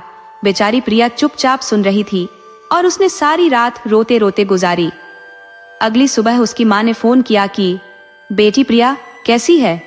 उसने रोते हुए अपनी माँ को बताया कि नितिन तो मुझे बिल्कुल पसंद नहीं करता है, मुझे घर से निकलने तक को बोल रहा है। तब उसकी माँ कहने लगी, बेटी तुझे घर संभालना है, तू नई नई है, अभी तो एक ही दिन तो शादी को हुआ है, अपने व्यवहार से सबका मन जीत, थोड़े उतार चढ़ाव तो जिंदगी में आते रहते हैं। माँ ने समझाया तो उसने अपना फोन रख दिया। अब वह चाय बनाकर अपने पति के लिए लेकर गई और उसे उठाने लगी। तो यह देखते हुए कि वह उसे चाय के लिए उठाया तो वह उस पर गर्म हो गया, उस पर गुस्सा करने लगा। प्रिया कहने लगी, नितिन जी मैं तो आपके लिए चाय लेकर आई थी। लेकिन नितिन ने चाय उसके हाथ से ली और गर्मा गर्म चाय प्रिया के हाथ पर डाल दी, जिससे उसका हाथ जल गया। प्रिया रोने चीखने लगी क्योंकि जलन बहुत तेज हो रही थी। तब उसकी सास आई और उसने प्रिया में 2 थप्पड़ जमाते हुए कहा, तुझे क्या जरूरत पड़ी थी सुबह सुबह मेरे बेटे के सामने आने की। एक तो काली कलूटी, ऊपर से मेरे बेटे का पूरा दिन खराब कर दिया। अब बेचारी क्या करती, रोती सुबकती रही। अब ऐसे ही 3-4 दिन बीत गए। अब जो नितिन के दोस्त थे वे लोग नितिन से मिलने के लिए आए। नितिन से कहने लगे, यार तूने शादी भी कर ली और हम लोगों को बताया भी नहीं, हमें भाभी जी से कम मिलवा तो दीजिए। अब प्रिया ने सोचा कि वे उससे मिलने के लिए आए हैं, इसलिए वह अच्छे से तैयार होने लगी, क्योंकि उनसे मिलना था, नितिन के दोस्त है। यह सोचकर उनसे मिलने के लिए तैयार होने लगी। उधर नेठीन कहने लगा कि मेरी बीवी अपने मायके गई हुई है, वह घर पर नहीं है। तभी प्रिया बाहर निकल आई और कहने लगी कि ये भाई साहब, मैं ही नितिन जी की धर्मपत्नी हूँ। ये देखकर सारे के सारे दोस्त उसे देखकर आश्चर्यचकित होकर बोले, अरे नितिन, ये क्या कर लिया तूने? हमें इतनी शादी में क्यों नहीं बुलाया? तुझे क्या पूरे संसार में लड़कियों की कमी पड़ गई थी जो ये काली कलूटी तुझे शादी के लिए मिली है? ये देखकर नितिन को बहुत गुस्सा आया, क्योंकि दोस्तों के आगे उसकी बहुत बेइज्जती हो गई थी। दोस्त चले गए, लेकिन उसने प्रिया की अच्छे से पिटाई कर दी कि जब मैं अपने दोस्तों से कह रहा था कि मेरी पत्नी मायके गई है, तो मुझे बाहर निकलकर आने की क्या जरूरत थी? वो बेचारी रोती सुबकती रही। उसकी माँ का फोन आया कि बेटी ठीक है। बेटी ने अपना दुख नहीं बताया। उसके पिताजी आए। पिताजी बेटी की हालत देखकर कहने लगे, बेटी क्या बात है, तो खुश दिखाई नहीं दे रही? तब वह कहने लगी, पिताजी आपने ही तो समझाया है कि बेटी विदा होकर जब पिता के घर से ससुराल आती है तो वह ऐसे बेटी की अर्थी उठती है। मैं यहाँ से कहीं नहीं जाऊंगी, यहाँ इस घर से केवल मेरी अर्थी उठेगी। पिताजी आप घर चले जाइए। पिता उसका घर आ गया। अब जो प्रिया थी वह बेचारी घर के सारे काम करती और सास और अपने पति की मार खाती। एक दिन उसका पति शराब पीकर आया और शराब के नशे में वह दोनों पति पत्नी की तरह रहे, जिससे कि जो प्रिया थी वह गर्भवती हो गई। जब यह बात उसकी सास को पता चली तो वह अपनी बहू को कलंकित करने लगी। कहने लगी, पता नहीं किसका कलंक घर में लेकर आ गई है जो मेरे बेटे के माथे मड़ा है। मेरा बेटा तो तेरी शक्ल भी पसंद नहीं करता। जा और हमारे घर से निकल जा। प्रिया कहने लगी, माँ जी मेरे पेट में इस घर का चिराग पल रहा है, मैं इस घर से बिल्कुल नहीं जाऊंगी, इसके लिए चाहे मेरी जान ले लीजिए। जब ये बात नितिन को पता चली तो वह भी उस पर बहुत गुस्सा हुआ और उस पर 2 थप्पड़ जमा दिए। वह बेचारी रोती रोती रही, सब दुख सहन करती रही, लेकिन उसने साफ मना कर दिया कि चाहे तो मेरी चमड़ी उधेड़ो, चाहे मुझे जान से मार दो, लेकिन मैं यह घर छोड़कर नहीं जाऊंगी। तब नितिन की माँ ने नितिन को समझाया, कोई बात नहीं बेटा, ये घर की नौकरानी बनकर पड़ी रहेगी, हमारा भी काम होता रहेगा, हम तेरी दूसरी शादी कर देंगे। अब नितिन के लिए एक लड़की का रिश्ता आया जो अपने बाप की बहुत ही बिगड़ी हुई औलाद थी। वह लड़की बहुत सुंदर भी थी। उसका नाम मालिनी था। मालिनी का रिश्ता तय हो गया तो नितिन के माता पिता कहने लगे कि हमें मालिनी पसंद है और नितिन को भी मालिनी बहुत पसंद आई, लेकिन हम शादी नहीं करेंगे, हम कोर्ट मैरिज करेंगे, रजिस्टर्ड शादी हो जाएगी। तो लड़की का जो पिता था वह मान गया, क्योंकि उसके पास बहुत धन दौलत थी। जो उन्होंने दहेज मांगा उसने दे दिया और मालिनी से उसकी शादी करा दी। उधर बेचारी प्रिया घर की नौकरानी बन गई। जब मालिनी घर में आई, सास बड़ी खुश थी। वह दान दहेज लेकर आई थी और उन्होंने प्रिया से कहा कि तुझे उसको कभी यह नहीं बताना है कि उसकी मतलब पहली पत्नी है। हमने उससे कहा है कि उसकी पत्नी चरित्रहीन थी, इसलिए हमने उसे घर से निकाल दिया। प्रिया कहने लगी, ठीक है माँ जी, मैं कभी उसको नहीं बताऊंगी, लेकिन यह घर तो मैं नहीं छोड़कर जाऊंगी। अब प्रिया ने जो है, प्रिया का जो सामान था अपने नौकर वाले कमरे में रख दिया और घर में मालिनी आ गई। मालिनी बहुत मॉडर्न थी। जब घर में बहू की रस्में चलने लगी शादी की, तो उसने साफ मना कर दिया कि मैं नहीं आऊंगी, रस्में करनी है तो मेरे पिता के पैसों से कर लीजिए। ये कैसे? लेकिन पैसों ने उनका मुंह बंद कर दिया था। वे दहेज के लोभी थे, उन्हें तो भरपूर मिल गया था। अब मालिनी अपने घर में मनमानी करने लगी। देर रात तक पार्टियों में जाती, शराब और नशे में रहती। यह देखकर नितिन को बिल्कुल अच्छा नहीं लगता था। वह कहने लगा, तुम मेरी पत्नी की तरह रहो। इस पर वह कहने लगी कि तुमने मुझे खरीद लिया है, मेरे पिता ने तुम्हें खरीदा है। दामाद तुम्हारा पैसों से भर गया तो मेरी पर पाबंदी लगाने वाले होते हो। और यह कहकर मालिनी थी, वह रोज पार्टियों में जाती, कभी सास की नहीं सुनती, कभी पति की नहीं सुनती, किसी की नहीं सुनती थी। उधर बेचारी प्रिया पिछले दिनों नौकरानी की तरह सारा काम करती और अपने पेट में उस घर के वारिस को पाल रही थी। वह सारे काम करती, उसमें भी बहुत खुश थी, लेकिन मालिनी को पति के साथ देखकर उसे बिल्कुल अच्छा नहीं लगता था। एक दिन वह मालिनी को कॉफी दे रही थी कि मालिनी ने उसे डांट दिया और कहने लगी, मैडम बोला करो और नौकरानी होकर मेरा नाम लेती हो, उसे सिर पर चढ़ा दिया है। तब से वह उसको मैडम कहने लगी। अब जो ऐसे ही दिन बीत रहे थे, सास कहने लगी, बहू आज तक तुमने शादी के बाद घर में कुछ नहीं बनाया, कम से कम आज कुछ मीठा बनाकर ये रस्म तो पूरी कर दो, काफी दिन बीत गए हैं। तब मालिनी कहने लगी, माँ जी जो पैसे मिले हैं ना उनसे ही बनाकर खा लीजिए, घर में नौकरानी है, अगर आप कहती तो मैं अपने मायके से एक नौकरानी और लेकर आ जाती, वह तुम्हारा खाना बनाती। मैं तो तुम्हें खाना बनाने वाली लग रही हूँ? मेरे पिता ने तुम्हारा मुंह बंद कर दिया है, पैसे चाहिए, मुझसे खाना बनवाना है। इस बीच सास देखती रह गई और उसे एक दिन सास को बहुत तेज बुखार हुआ, उल्टी हो रही थी, चक्कर आ रहे थे। तभी प्रिया ने देखा कि मेरी सास की तबीयत खराब है। वह काम धंधा छोड़कर अपनी सास के पास पहुंची और सास के लिए दवाई लेकर आई। सास को यह देखकर बड़ी ग्लानि हो रही थी कि कहाँ मेरी बहू कितनी सेवा भाव करने वाली, सारा घर संभाल रखा है, फिर भी हम उसके साथ नौकरों जैसा व्यवहार करते हैं। लेकिन पैसे का लालच सास के मन में आता, लेकिन कभी जबान पर नहीं आने देती थी और उसने दवाई दिलाई। जब मालिनी आई तो कहने लगी, फटाफट मेरे लिए एक गिलास नींबू पानी लेकर आ। तब प्रिया कहने लगी कि पहले मैं माँ जी बीमार है, उनको देखूंगी। इस पर वह कहने लगी, मुझे जबान चलाती है ये। तभी नितिन आ गया और नितिन कहने लगा, मालिनी ये कौन सी बदतमीजी है, मेरी माँ की तबीयत खराब है और तुम्हें अपनी पड़ी हुई है। वह कहने लगी, तुम तो चुप ही रहो, तुम्हें जो चाहिए तुम्हें मिल गया ना, मुझे जो करना है मुझे करने दीजिए। नितिन चुप हो गया, लेकिन वह मालिनी से बिल्कुल खुश नहीं था। वह कहीं न कहीं अब प्रिया को तलाशने लगा। उसे प्रिया की अच्छाइयां नजर आने लगी, सास को भी प्रिया की अच्छाइयां नजर आ रही थी। तभी प्रिया ने जो अपने पति के साथ अपने सास ससुर को रहने के लिए कहते, लेकिन वह हिम्मत नहीं कर पा रहे थे कि मालिनी के होते हुए प्रिया को कैसे रख सकते हैं। अब आगे पीछे जब भी टाइम मिलता, समय मिलता, मौका मिलता, तभी नितिन प्रिया से बातें करने की कोशिश करता, प्रिया उसी से खुश हो जाती। एक दिन प्रिया के साथ नितिन को बात करते हुए मालिनी ने देख लिया। मालिनी ने तुरंत पुलिस को बुला दिया और कहा कि इन्हें गिरफ्तार कर लीजिए, ये एक पत्नी के होते हुए दूसरे रिश्ते दिल रखते हैं। पुलिस आ गई, लड़की का पिता आ गया, उसने कहा कि मैंने इनको मांगा था, ये दिया, फिर भी ये लोग सही नहीं है। वह कहने लगा, नितिन कहने लगा, मालिनी मैंने तुमसे शादी करके अपने जीवन की सबसे बड़ी भूल की है। मेरी पत्नी तो यह प्रिया है जो एक रंग के कारण मैंने इसे इतना दुत्कारा, पीजा, घर निकालने की कोशिश की, अपने अंश को अपना अंश नहीं कहा, फिर भी यह मेरे घर को संभालने में लगी हुई है, मेरे घर से बाहर नहीं गई। मैं तो पति होकर तुझे इतना प्यार कर रहा था और ससुर ने भी तुझे हाथों पर रखा, कोई रोक टोक नहीं थी मालिनी, लेकिन तूने तो हमें जूते की ठोकर पर रखा।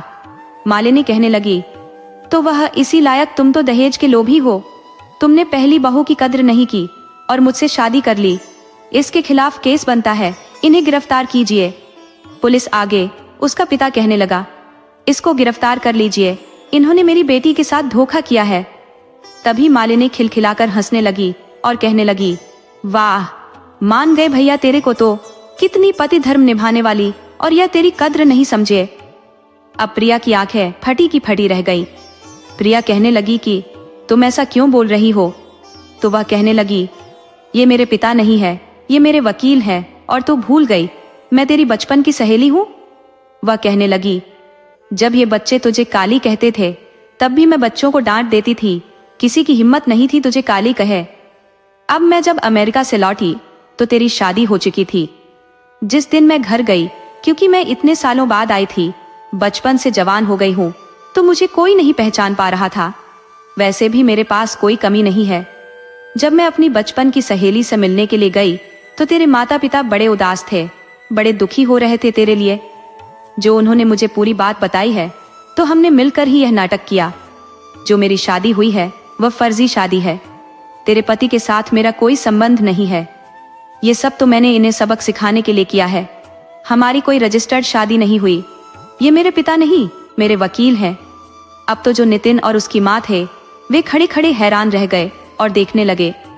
वे अपनी बहू से माफी मांगने लगे, कहने लगे कि बहू हमें माफ कर दे, दहेज में हम इतने लोभी हो गए कि तेरे गुणों को, तेरे रंग के पीछे तेरे गुणों को पहचान नहीं पा रहे थे। उस सुंदरता का क्या करें जिसमें कोई गुण ना हो, और उस गुण का क्या करें जो सुंदर ना हो। यानी सुंदरता होना जरूरी नहीं है, गुण होना जरूरी है। सुंदरता से घर नहीं बसते, गुणों से घर बसते हैं। रंग तो दो ही है, काला या गोरा। अगर आदमी काला है तो उसको दुत्कारिए मत, उसके गुणों की परख कीजिए, क्योंकि जो हीरा होता है कोयले में ही निकलता है, कोयले की खानों में ही मिलते हैं। और असली हीरा क्या है, कौन है, ये तो जौहरी पहचान सकता है। इसलिए हमने कोयले को पकड़ा और हीरे को छोड़ दिया। अब सास ससुर को अपनी करनी पर पछतावा हो रहा था। पति को भी बहुत पछतावा था, लेकिन जब उन्हें पता चला कि यह फर्जी शादी थी तो उन्होंने अपनी बहू से माफी मांगी, और पति ने भी अपनी पत्नी को अपने गले लगा लिया और उससे माफी मांगी।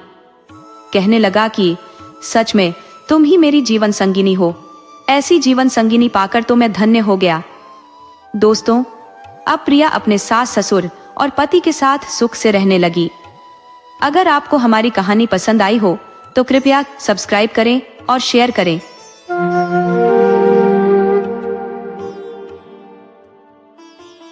एक नगर में एक राजा और रानी रहते थे। उनके एक बेटा था जो बहुत मन्नतों के बाद पैदा हुआ था, इसलिए राजा और रानी उसे बड़े प्यार से पालते थे। रानी बड़ी धार्मिक महिला थी। समय बीता और राजकुमार बड़ा हो गया तो राजा और रानी को उसकी शादी की चिंता सताने लगी। उन्होंने धूमधाम से राजकुमार का विवाह कर दिया और उनका समय आनंद से कटने लगा। पर कहते हैं ना, जो इस संसार में आया है उसे एक दिन जाना ही है। कुछ समय बाद राजा बीमार रहने लगे और परलोक सिधार गए। उनके कुछ ही दिनों बाद रानी भी चल बसी। अब राजकुमार अकेला ही राजा बन गया। इसके बाद रानी ने एक सुंदर बेटी को जन्म दिया। लड़की बेहद खूबसूरत थी, पर कहते हैं ना, जीवन और मरण तो भगवान के हाथ में है, इस पर किसी का जोर नहीं चलता। बच्चे को जन्म देते ही रानी भी स्वर्ग सिधार गई। अब राजा बेचारा अकेला रह गया। उसने लड़की की देखभाल करना शुरू किया। 2-4 दिन तो बीत गए, पर वह राजकाज संभाले या लड़की की देखभाल करे। तब राजा के मंत्रीगणों ने राजा को समझाया कि महाराज, आप दूसरा विवाह कर लें, जिससे आपकी बेटी भी पल जाएगी। आपकी बेटी तो वैसे ही इतनी अभागी है। बेचारी के जन्म लेते ही उसकी माँ स्वर्ग सिधार गई, इसलिए उस बेचारी का नाम उन्होंने दयावती रख दिया। अब राजा ने उनकी सलाह मानी और राजा को सबकी सलाह अच्छी लगी। रिश्तेदारों, घर परिवार सबने राजा को दूसरी शादी करने की ही सलाह दी। अब राजा ने दूसरी शादी कर ली और दूसरी रानी घर में आ गई। दूसरी रानी के घर आने से उसे पहली वाली जो दयावती थी वह बिल्कुल पसंद नहीं थी। वह उससे बहुत चिढ़ती थी। जब दयावती बहुत छोटी थी, उसे भूख लगती तो वह रोती रहती, पर उस पर कोई ध्यान नहीं देती थी। जब राजा आता तो उसके सामने वह दयावती को बहुत प्यार दिखाती, ताकि राजा समझे कि वह मेरी बेटी की परवरिश ठीक से कर रही है। जब दयावती 1 साल की हुई तो उसके बाद उस घर में एक और बेटी का जन्म हुआ। उसके आने से पूरे नगर में मिठाई बटी, नाच गाना हुआ और उस लड़की का नाम सुखवती रख दिया, क्योंकि सबने कहा कि उसके आने से घर में खुशी का माहौल हो गया। तो अब राजा की 2 बेटियां हो गई। दोनों में 1 साल का अंतर था। धीरे धीरे लड़कियां थोड़ी बड़ी हो गई। जो रानी थी वह अपनी बेटी को बहुत प्यार करती थी। जो दयावती बहुत होनहार थी, पूजा पाठ करती थी। जहां भी होता पूजा पाठ में चली जाती, जिससे उसे बहुत मार पड़ती और उसे ताने सुनने पड़ते थे, लेकिन वह उठकर पूजा करती। रानी को इस बात से बहुत जलन होती थी कि यह तो बहुत पूजा पाठ करती है, क्योंकि दयावती जो थी वह अपनी बेटी से ज्यादा सुंदर थी। उस चीज से भी रानी को बहुत जलन होती थी। अब रानी की अपनी बेटी तो विद्यालय में पढ़ने जाती थी, पर जो दयावती थी उसको वह नहीं जाने देती थी। जब राजा ने कहा कि इसको विद्यालय में पढ़ने जाने दो, तो रानी ने कहा कि मेरी तबीयत खराब रहती है, ये तो बड़ी है, थोड़ा हाथ बटाएगी तो मेरा भी काम हो जाएगा। और राजा के जाने के बाद ही वह उससे घर का सारा काम करवाती, उसे तरह तरह से दंड देती थी, मतलब उसको हर तरह से वह दुखी रखती थी। अब धीरे धीरे दोनों कन्याएं बड़ी होने लगी और विवाह योग्य हो गई। राजा भी जान चुका था कि जो रानी है वह दयावती को बिल्कुल पसंद नहीं करती, उसके साथ सौतेला व्यवहार करती है। रानी ने कहा कि दयावती की शादी कर दो, जिससे कि हम इससे छुटकारा पा लें। राजा ने कहा कि ठीक है, ये मेरी बेटी है, मैं शादी तो करूंगा, लेकिन उचित वर देखकर ही तो शादी करूंगा, कोई अच्छा लड़का मुझे मिलने दो। इस पर रानी अड़ गई और कहने लगी कि दयावती के नसीब में सुख नहीं होना चाहिए।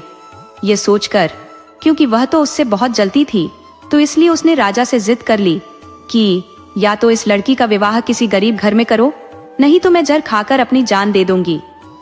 अब राजा एक रानी को खो चुका था, वह दूसरी रानी को खोना नहीं चाहता था, इसलिए वह बहुत डर गया और उसने जो दयावती थी उसका विवाह एक भिखमंगे के साथ कर दिया। और उसके साथ विदा होकर दयावती अपने ससुराल आ गई। और जो उसकी अपनी बेटी सुखवती थी वह भी विवाह योग्य थी। तब रानी ने राजा से कहा कि उसकी शादी नगर के सबसे ऊंचे खानदान में होनी चाहिए। अब राजा ने जो इस नगर का सबसे अमीर और बड़ा व्यापारी था उसमें सुखवती की शादी कर दी। दोनों बहनें एक ही नगर में रहती थी, एक नगर के सबसे अमीर खानदान में और एक बेचारी भिखमंगे के घर में, जिसके घर में 2 वक्त का खाना भी नहीं था। जो सुखवती का घर वाला तो जो व्यापारी था उसके घर में तो हर तरह की मौज थी, और जो दयावती का पति भिखारी था और वह हाथ पैर से भी लाचार था, ऊपर से शराब पीता था, जिसकी वजह से वह बीमार रहता था। अब देखते ही देखते दयावती के दुखों के दिन शुरू हो गए। लोग उसे दुखवती के नाम से पुकारने लगे कि बेचारी ने जन्म लिया है, तब से ही दुख देख रही है। वह दूसरे के घरों में बर्तन मांजती, क्योंकि उसका एक बेटा भी हो गया था तो उसका पालन पोषण करती। उसका पति जो चल बसा था, अब बेचारी घर में 2 ही माँ बेटे रह गए। एक दिन सुखवती ने सोचा कि देखो तो सही मेरी बहन का क्या हाल है, क्योंकि तो उसका नाम दयावती हो गया था। शादी से पहले सब लोग उसे दयावती कहते थे, लेकिन शादी के बाद तो उस पर दुखों का अंबार लग गया। अब वह उसके घर आई और कहने लगी, तूने सोचा क्यों ना अपने घर का काम करे, एक नौकरानी मिल जाएगी। वह कहने लगी, तेरी हालत देखी नहीं जाती, इसीलिए मैं तेरे घर पर एक काम करती हूँ। तू मेरे घर काम करने के बदले में मुझे खाना दूंगी, जो तू और तेरा बेटा खा लेना। इस पर वह कहने लगी, वह बहुत भोली भाली थी, बहन के घर में झाड़ू पोछा करके जो मैं कुछ लाती हूँ उसे हम दोनों माँ बेटे खा लेते हैं, उसी से हमारा गुजारा चल रहा है। अब ऐसी बात है तो मैं अपनी बहन के घर भी काम कर दिया करूंगी, तू है तो मेरी बहन। अब दुखवती अगले दिन से सुखवती के घर जाने लगी। अब उसके घर सारा काम करती थी, लेकिन जो सुखवती थी वह सारा जो रात का बासी भोजन होता उसे दुखवती को दे देती थी। लेकिन दुखवती बेचारी कुछ नहीं बोलती और चुपचाप लेकर आ जाती और अपने बच्चे को खिला देती थी। ऐसे ही दिन बीत रहे थे और दिवाली का त्योहार आ गया। दिवाली का त्योहार आ गया तो जो छोटा बच्चा था उसने देखा आस पड़ोस में पकवान बन रहे हैं, तो उसकी इच्छा भी पकवान खाने की हुई। तो वह अपनी माँ से कहने लगा, माँ मुझे भी पकवान खाने हैं, दिवाली आ गई है, आज मैं बासी खाना नहीं खाऊंगा। तो उसकी माँ कहने लगी, बेटा मैं कहाँ से तेरे लिए बनाऊं, हम तो बेचारे किस्मत के मारे हैं, जैसे भगवान की इच्छा होगी बेटा कभी पकवान खाने लायक बनाऊंगा तो तुझे मैं जरूर पकवान बनाकर खिलाऊंगा। उस पर बेटा माँ से कहने लगा, माँ तुम मौसी के घर जाना और उनसे कहना कि या तो बने पकवान मेरे बेटे के लिए छोड़ दे, ताकि मैं घर जाकर अपने बेटे के लिए पकवान बना सकूं। उसकी बातों को सुनकर वह अपनी बहन के घर गई। घर जाकर काम कर दिया और कहने लगी, दीपावली का त्योहार है और मेरे बेटे ने इच्छा जताई कि तुम तो मुझे थोड़ा सूखा आटा या फिर कुछ बने पकवान दे दो। इतना ही कहना था कि जो सुखवती थी उसने तो झाड़ू उठाई और दुखवती की पिटाई करनी शुरू कर दी और उसे मारते मारते घर के बाहर तक ले आई। अब बेचारी दुखवती को बासी खाना भी नहीं मिला।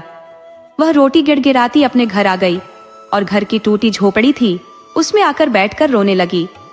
अब रोने लगी उसका बेटा और कहने लगा, माँ नहीं दिए होंगे, लेकिन क्या कहती अपने बेटे को। गले से लगाकर जोर जोर से रोने लगी और उसने सारी बात अपने बेटे को बताई। उसका बेटा कहने लगा, नहीं माँ मुझे कोई नहीं खाना है, तुम आराम करो। और दोनों माँ बेटे, दिवाली का त्योहार था, दोनों भूखे पेट सो गए। अगले दिन उठी तो उसकी ममता तड़प रही थी कि बच्चा भूखा और मैं इतनी लाचार हूँ कि अपने बच्चे के लिए मैं कुछ नहीं कर सकती। तभी उसने ठान लिया कि आज से मैं बहन के घर काम करने नहीं जाऊंगी, आज से मैं जंगल में जाऊंगी। उससे अच्छा तो जंगल से लकड़ियां लेकर बेच दूंगी, कम से कम मेरे घर का गुजारा तो होगा, मेरे बच्चे का पेट तो भरेगा। ये सोचकर वह जंगल में माता रानी का नाम लेकर चल दी। उसने कहा कि दुख तो जीवन का आधार है, ये तो जीवन में लगे रहेंगे, लेकिन मुझे हिम्मत नहीं हारनी चाहिए। और वह हिम्मत करके जंगल की तरफ बढ़ी। जैसे ही वह जंगल की तरफ जाने लगी तो चलते चलते काफी आगे निकल गई। तभी उसने देखा कि एक गाय ब्याने वाली थी, उसको प्रसव पीड़ा हो रही थी। तो गाय ने कहा, बहन तुम मेरी मदद कर दो, मुझे बड़ी पीड़ा हो रही है। तो वह गाय के पास जाकर उसकी कमर पर हाथ सहलाने लगी, जिससे गाय की प्रसव पीड़ा कम हो गई। गाय ने अपने बछड़े को जन्म दिया तो गाय ने उसे बड़ा आशीर्वाद दिया। वह गाय की मदद करके जैसे ही आगे चली तो उसे एक नागिन दिखाई दी। नागिन को देखकर डर गई, लेकिन वह कहने लगी, बहन मैं बड़े कष्ट में हूँ, ये लकड़ी मेरे ऊपर आ गई है, जिसकी वजह से मुझे बड़ी परेशानी हो रही है, तो मुझे इससे बाहर आने में मदद कर दो। तो दुखवती ने डरते हुए कहा कि मैं तुम्हारी मदद तो कर दूंगी, लेकिन अगर तुमने मुझे डस लिया तो मेरा बेटा अकेला रह जाएगा, जो कि भूखा प्यासा है। नागिन कहने लगी, तुम मेरी मदद करोगी तो मैं तुम्हें नहीं डसूंगी। और उसने धीरे धीरे लकड़ी उतारने में नागिन की मदद की। नागिन बड़ी खुश हुई और बहुत आशीर्वाद देकर वहां से चली गई। चलते चलते जंगल में पहुंच गई तो उसने एक नीम का पेड़ के पास एक बुढ़िया माई देखी। वह बुढ़िया माई के पास गई और कहने लगी, माँ मैं बड़ी परेशान हूँ, दूर दूर तक कोई भी दिखाई नहीं दे रहा जो मेरी मदद कर दे, तो कम से कम तुम मेरी मदद कर दो। अब वह उनकी मदद करने लगी, उनके हाथ पैर दबाने लगी, जिससे वह बड़ी खुश हुई। उसने कहा, मेरा थैला वहां रखा हुआ है, जरा उसमें से जो है उसे ले ले। उसने कहा, माँ मैं तुम्हें क्यों लूटूंगी, तुम अपने पास रखो, मैं तो जंगल से लकड़ियां काटने आई हूँ, मेरा बेटा मेरी राह देख रहा होगा। आंखों में आंसू भर बूढ़ी माँ ने कहा, जरा उठा और उसको उसमें अपना हाथ डाल, जो तेरे हाथ लगे वह ले ले। उसने सोचा, और खाने पीने की कोई चीज होगी, दया करके मुझे दे रही है। तो जैसे उसने हाथ डाला तो थैले में सोना चांदी भरा हुआ था। तो उसे देखकर बूढ़ी माई मुस्कुराई और कहने लगी, यह सब तेरे लिए है, इसे ले जा, अब तो इससे अपनी और अपने बेटे की अच्छे से परवरिश कर। दुखवती बहुत खुश हुई कि चलो अब उस पर प्रभु की कृपा हो गई है, माता रानी का आशीर्वाद मिल गया है कि अब वह अपने बच्चे को भरपेट सबसे पहले खाना खिलाएगी। अब वहां से चली तो रास्ते में उसे वही नागिन मिली। नागिन बोली, बहन तूने मेरी मदद की थी, मैं तेरी मदद करना चाहती हूँ। वह नागिन को एक नागमणि देती है और कहती है कि यह नागमणि तू अपने घर ले जा, इससे तुझे कभी भी धन की कमी नहीं होगी। और वह नागमणि उसे दे देती है। वहां से वो बहुत खुश हो जाती है। आगे चलती है तो उसे गाय बछड़ा मिलते हैं। कहने लगी, बहन दुख में तुमने मेरी बहुत मदद की थी, मैं तुम्हारे साथ चलूंगी। तो वह कहती है कि गौ माता तुम्हें मेरे साथ चलना है तो चलो, जो मुझसे सेवा बन पड़ेगी मैं करूंगी। गौ माता कहने लगी कि नहीं, तूने मेरी मदद की, अब मैं तुम्हारी मदद करूंगी। मेरा दूध निकालना और अपने बेटे का भरण पोषण करना, उसे खूब ताकतवर बनाना। अब आगे आगे दुखवती और पीछे पीछे गाय बछड़ा उसके चलने लगे। अब जब वह गई अपनी झोपड़ी के बाहर, उसने गाय और बछड़े को बांध दिया। और जैसे ही उसने नागमणि रखी तो उसकी झोपड़ी की जगह सुंदर घर बन गया। अब तो उसके घर में नौकर चाकर हो गए और सब जगह से मतलब बिल्कुल रानियों जैसे ठाट बाट हो गए। अब तो उसके घर में किसी चीज की कमी नहीं रही। उसका बेटा बिल्कुल राजकुमारों जैसा हो गया। अब जो उसकी बहन थी सुखवती, वह सोचने लगी, बहुत दिन हो गए हैं कि बहन की खबर ली जाए, कैसे दिन कट रहे हैं। वह उसके जो मजे लेने के लिए वहां से चली गई, जरा देखो तो सही मेरे आगे कैसे गिड़गिड़ाएगी अपने दुखों को लेकर। जब आई तो देखती है कि झोपड़ी की जगह इतना सुंदर घर है। उसके तो बहुत चकित रह गई देखकर। वह अंदर गई और कहने लगी।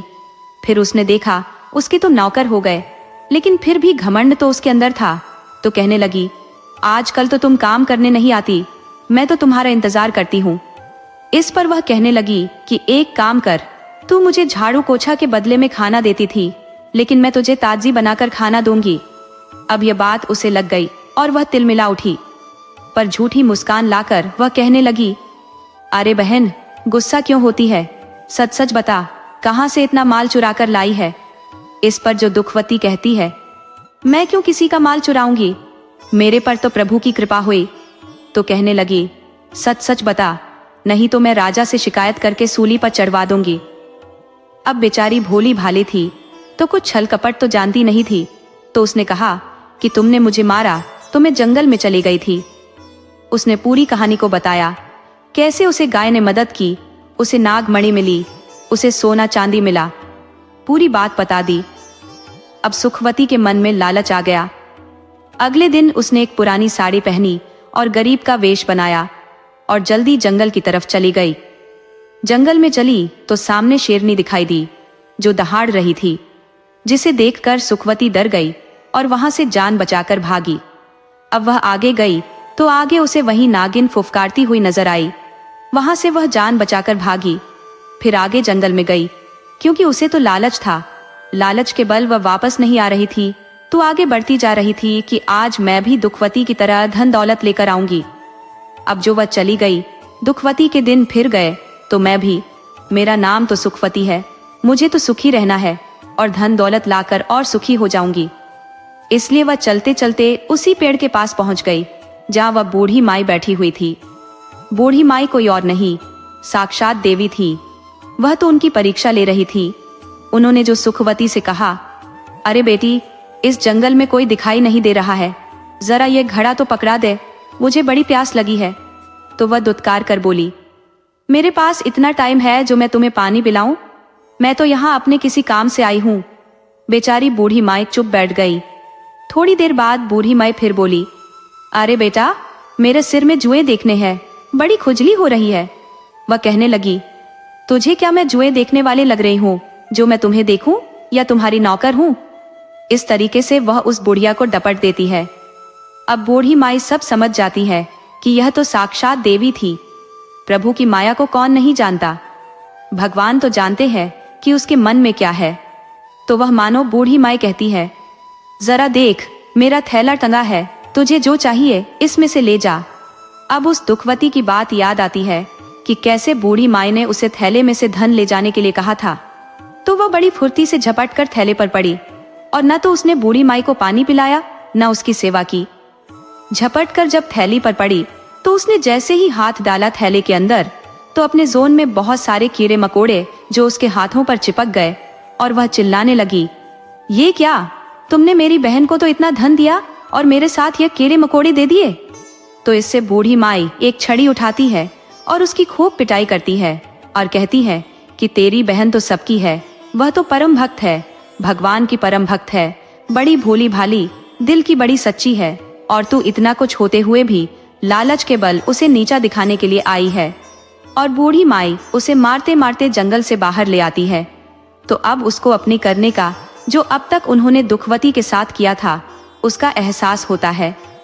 वह सीधी वहां से दुखवती के पास जाती है, उसके पैरों में गिरकर माफी मांगने लगती है कि बहन, बचपन से लेकर आज तक हमने तुम्हारे साथ बहुत बुरा किया था, तो हमें माफ कर दे। दुखवती तो दिल की कितनी अच्छी थी, उसे उठाकर अपने सीने से लगा लेती है और अपनी बहन को माफ कर देती है। उधर जो रानी थी, राजा रानी भी बूढ़े हो गए थे, तो रानी की भी आंखों की रोशनी चली गई। वह भी पछताती है कि उसने शायद अपनी सौतेली बेटी के साथ इतना बुरा व्यवहार किया, जिसकी सजा वह भुगत रही थी।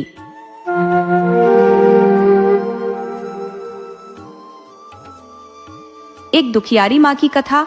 एक गांव क्षेत्र में एक दंपति अपनी एकल संतति के साथ निवास करता था। उनकी पुत्री विवाह योग्य हो चुकी थी, किंतु पिता के पास सीमित आर्थिक संसाधन थे और उसकी माता अत्यंत धार्मिक स्वभाव की थी, जो नियमित रूप से माता रानी की पूजा अर्चना करती थी और अपनी पुत्री के लिए एक उत्तम वर की कामना करती थी। उनका हृदय बस यही प्रार्थना करता था कि उनकी पुत्री का जीवन सदा सुखमय रहे। विवाह योग्य वर की खोज आरंभ हुई। शीघ्र ही उन्होंने एक सुयोग्य युवक का चयन किया और विवाह का प्रस्ताव रखकर पुत्री का रिश्ता पक्का कर दिया। युवक अच्छा कमाई करता था और एक प्रतिष्ठित परिवार से था, इसलिए विवाह में किसी प्रकार की बाधा नहीं आई। विवाह संपन्न हो गया और पुत्री अपने नए घर ससुराल में विदा हो गई। युवक एक दूर प्रदेश में कार्यरत था, अतः वह अपनी पत्नी को भी साथ ले गया। युवक की कमाई इतनी थी कि उनका जीवन आराम से चल रहा था। माता रानी की कृपा से 9वें महीने में उनकी पत्नी ने एक सुंदर पुत्र को जन्म दिया। उन्होंने अपने पुत्र को बड़े प्यार और दुलार से पाला। समय के साथ पुत्र 6 माह का हो गया। एक दिन फैक्ट्री में दुर्घटना घटित हुई, जिसमें उसके पति की मृत्यु हो गई। भाग्य की रेखाएं कोई मिटा नहीं सकता, जो किस्मत में लिखा होता है वह होकर ही रहता है। जीवन के दुखों का सिलसिला अनवरत चलता रहता है। लेकिन पार्वती ने कभी यह नहीं सोचा था कि उसकी जिंदगी में इतना गहन अंधकार छा जाएगा। उसके पास मात्र 6 महीने का पुत्र था और पति की आकस्मिक मृत्यु से उसकी दुनिया उजड़ गई। कठिन परिस्थितियों में उसने जैसे तैसे जीवनयापन करना आरंभ किया, लेकिन धीरे धीरे उनके पास का राशन समाप्त होने लगा। घर में अन्न के लाले पड़ने लगे। उसके रिश्तेदारों ने उसे बहुत समझाया। पार्वती को यह सलाह दी गई कि वह पुनः विवाह कर ले, जिससे उसका और उसके पुत्र का भविष्य सुधर सके। किंतु पार्वती ने यह कहकर मना कर दिया कि दूसरा विवाह करने से उसकी जिंदगी तो संवर जाएगी, लेकिन उसके पुत्र का भविष्य बिगड़ जाएगा। वह अपने पुत्र के भविष्य के साथ कोई समझौता नहीं करना चाहती थी। रिश्तेदारों ने बहुत समझाया, परंतु पार्वती नहीं मानी। वह अपने 6 माह के बच्चे को लेकर सोसाइटियों और फ्लैटों में काम मांगने लगी। अब उसे कुछ घरों में साफ सफाई का काम मिल गया। मैं अपने काम को पूरी मेहनत और मनोयोग से करती, जिससे उसके मालिक बहुत खुश होते। धीरे धीरे उसे और काम मिलने लगा। अब वो अपने और अपने बेटे का गुजारा करने लगी। उसका बेटा अब 5 साल का हो गया था। अब वो अपने बेटे का एडमिशन स्कूल में करवाना चाहती थी। उसने सोचा कि जो शहर का सबसे बड़ा स्कूल है, उसमें अपने बेटे को पढ़ाऊंगी और उसे एक बड़ा आदमी बनाऊंगी। उसके कई सपने थे। वह उस स्कूल में गई तो वहां की फीस देखकर हैरान रह गई। फीस बहुत महंगी थी। अब कैसे करूंगी? उसने पड़ोसियों से बात की और काम मिलने लगा। अब वो बहुत मेहनत करने लगी। दिन भर सफाई का काम करती और एक दिन अपनी पड़ोसन से बोली, बहन, मुझे सिलाई कढ़ाई का काम सिखा दो, ताकि मैं दिन में साफ सफाई का काम करूं और रात में सिलाई का। इससे मैं अपने बेटे की फीस भर पाऊंगी। वो बहुत समझदार थी। जिम्मेदारियों का बोझ इंसान को बहुत समझदार बना देता है। पार्वती भोली भाली और मन की बहुत साफ थी। उसकी पड़ोसन ने कहा, ठीक है, और उसे सिलाई कढ़ाई का काम सिखा दिया। पार्वती ने पूरे मनोयोग से सीखा और कुछ ही दिनों में पूरा काम सीख गई। अब वह दिन में साफ सफाई का काम करती और रात में सिलाई का, जिससे बेटे की स्कूल की फीस भर जाती। उसका बेटा धीरे धीरे कक्षाएं पास करता हुआ आगे बढ़ रहा था। अब वह 12वीं कक्षा में आ गया था। 12वीं के पेपर खत्म होने के बाद बेटा घर आया। उसे देखकर पार्वती बहुत खुश हुई। बेटा बोला, माँ, मेरे सभी दोस्त अपने माता पिता के साथ बड़े होटल में जाकर पार्टी कर रहे हैं। चलो, आज हम भी किसी बड़े होटल में खाना खाएंगे। माँ ने कहा, बेटा, मेरी इतनी हैसियत नहीं है कि मैं बड़े होटल में जाकर खाना खाऊं। बेटा बौखला गया और माँ से कहने लगा, तुम हर साल यही कह देती हो, मेरी कोई भी इच्छा तुम पूरी नहीं करती। यह सुनकर पार्वती को बड़ा धक्का लगा और वह अंदर जाकर खूब रोई। बेटा गुस्से में घर से बाहर निकल गया। हर साल यही होता था। जब भी बेटा कक्षा में प्रथम आता और पार्टी करने की बात करता, पार्वती हमेशा यही जवाब देती। बेचारे के पास कुछ भी नहीं था, और अगर वह अपने बेटे को बताती तो वह गुस्से में आ जाता, क्योंकि उसे यह समझ नहीं थी कि उसकी माँ यह सब कैसे कर पाती है। अब वह 12वीं कक्षा में आ चुका था और अधिक समझदार हो गया था। आज उसका परिणाम भी आने वाला था। घर की तरफ आते हुए माँ उसकी प्रतीक्षा कर रही थी। जैसे ही उसने अपने बेटे का चेहरा देखा, वह पहचान गई कि उसका बेटा जरूर प्रथम आया है। उसने अपने बेटे के लिए पड़ोसन से बहुत साहस करके 500 रुपए उधार मांगे थे, क्योंकि वह जानती थी कि उसका बेटा आकर पार्टी करने की बात करेगा। लेकिन बेटे ने पहले ही 500 रुपए का इंतजाम कर रखा था। जब वह घर आया और अपनी माँ को पास होने और प्रथम श्रेणी में आने की बात बताई, तो माँ बहुत खुश हुई। तब बेटा बोला, माँ, तुम हर साल यही बोलती हो। चलो, आज मेरे पास होने की खुशी में पार्टी करेंगे। मेरे सभी दोस्त मुझसे पार्टी मान रहे हैं। मैं उनकी पार्टियों में भी कई बार जा चुका हूँ, लेकिन मैंने कभी उन्हें कोई पार्टी नहीं दी है। इसके लिए मुझे 2000 रुपये चाहिए। माँ ने कहा, बेटा, मेरे पास तो सिर्फ 500 रुपये है, ये ले जाओ और पार्टी कर लो। यह सुनकर बेटा बहुत गुस्से में आ गया। वह चिल्ला उठा, तुम हमेशा यही कहती हो, तुमने मेरे लिए क्या किया है? अब मैंने 12वीं पास कर ली है, अब मैं तुम्हारे पास नहीं रहूंगा। माँ को यह सुनकर बहुत दुख हुआ, वह बहुत रोने लगी। बेटा कहने लगा, मैं सुबह ही चला जाऊंगा, और अपने कपड़े पैक करने लगा। तब माँ ने कहा, ठीक है बेटा, तुम चले जाना, लेकिन जाने से पहले मेरा कर्ज उतार कर जाना। बेटा कहने लगा, माँ, कौन सा कर्ज है तेरा मेरे ऊपर? माँ ने कहा, बेटा, मैंने तेरे लिए बहुत त्याग किए हैं, बहुत दुख झेले हैं, मेरा कर्ज तो तुझे उतारना पड़ेगा। तब बेटा कहने लगा, ठीक है माँ, मैं तुम्हारा कर्ज उतार कर ही घर छोड़कर जाऊंगा। माँ ने कहा, ठीक है, तो मेरा कर्ज उतार कर जाना। बेटे ने माँ की बात मान ली और कहने लगा, ठीक है माँ, मैं आज की रात तुम्हारे पास सो जाऊंगा। जब उसकी आंख लगने को हुई और वह माँ के पास सो गया, तभी पार्वती ने अपने बेटे को जगाया और कहा, बेटा, एक गिलास पानी लेकर आना। बेटा उठकर गया। पार्वती ने आधा गिलास पानी पिया और बाकी आधा गिलास उसके बेटे के बिस्तर पर फेंक दिया। इसे देखकर बेटा कहने लगा, माँ, ये तुम क्या कर रही हो? मेरा बिस्तर क्यों गीला कर रही हो? मैं कहाँ सोऊंगा? तब उसकी माँ ने कहा, कोई बात नहीं बेटा, थोड़ी देर में सूख जाएगा, सो जाओ। बेटा उस पर लेट गया और थोड़ी देर बाद उसे नींद आने लगी। जब बिस्तर सूख सा गया और उसे नींद आने लगी, तो पार्वती ने फिर कहा, बेटा, एक गिलास पानी ले आना। उसका बेटा बड़बड़ाते हुए उठा और पानी लाकर दे दिया।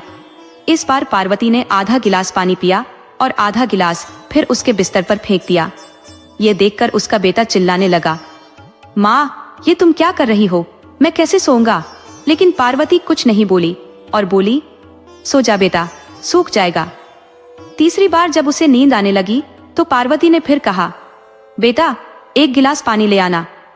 उसका बेटा कहने लगा, मेरे बस की बात नहीं है, बार बार पानी लाना, तुम खुद जाकर ले लो और पी लो। वह पानी लाई और आधा उसके बिस्तर पर फेंक दिया। बेटा चिल्लाने लगा और बोला, मुझे आपके पास सोना ही नहीं है। वह अलग जाकर सो गया। सुबह जब बेटा उठा तो जाने की तैयारी करने लगा। वह सोच रहा था, मुझे इस माँ के साथ रहना ही नहीं है। माँ का कैसा व्यवहार है, जो मेरे बिस्तर पर बार बार पानी फेंक देती है और मुझे सोने नहीं देती। जब वह जाने लगा तो उसकी माँ कहने लगी, बेटा, ठहर जा, पहले मेरा कर्ज तो उतार दे। वह कहने लगा, माँ, कौन सा कर्ज है तुम्हारा जो मुझे उतारना है? तब पार्वती कहने लगी, बेटा, जब तू छोटा था और बिस्तर गीला कर देता था तो मैं ऐसे ही भीगती थी। मैं गीले बिस्तर में सोती थी और तुझे सूखे बिस्तर में सुलाती थी। मैंने तो साफ पानी डाला है, मैं तो तेरे गंदे बिस्तर में सोती थी। और जब तू भूख से रोता था तो मैं बिना गुस्सा किए कितनी बार उठकर तेरे लिए दूध लाती थी, दूध पिलाती थी और तुझे सुलाती थी। मैंने कभी गुस्सा नहीं किया। मैंने तेरे लिए दूसरी शादी नहीं की ताकि सौतेला बाप का साया तेरे सिर पर न पड़े। मैंने तेरे लिए दिन रात मेहनत की, जो मेरे बस में था वो मैंने सब किया। यह सुनकर उसका बेटा अपनी माँ के पैरों में गिर गया और रोने लगा। कहने लगा, माँ, मुझे माफ कर दो। पार्वती ने अपने बेटे को माफ किया और गले से लगा लिया। तब उसका बेटा कहने लगा, माँ, मैं तो क्या, दुनिया का कोई भी बेटा अपनी माँ का कर्ज नहीं उतार सकता। अब शान माता जैसे मेरे बेटे को सद्बुद्धि आई है, वैसे सबके बेटों को सद्बुद्धि आना। हे माता रानी, माँ का कर्ज कोई नहीं उतार सकता। माँ तो ऐसी है जो अपने सारे अरमानों का गला घोट देती है, लेकिन हमेशा अपने बेटे की खुशी चाहती है। बेटा हो या बेटी, माँ के लिए सब बराबर होते हैं और उनका हमेशा भला चाहती है।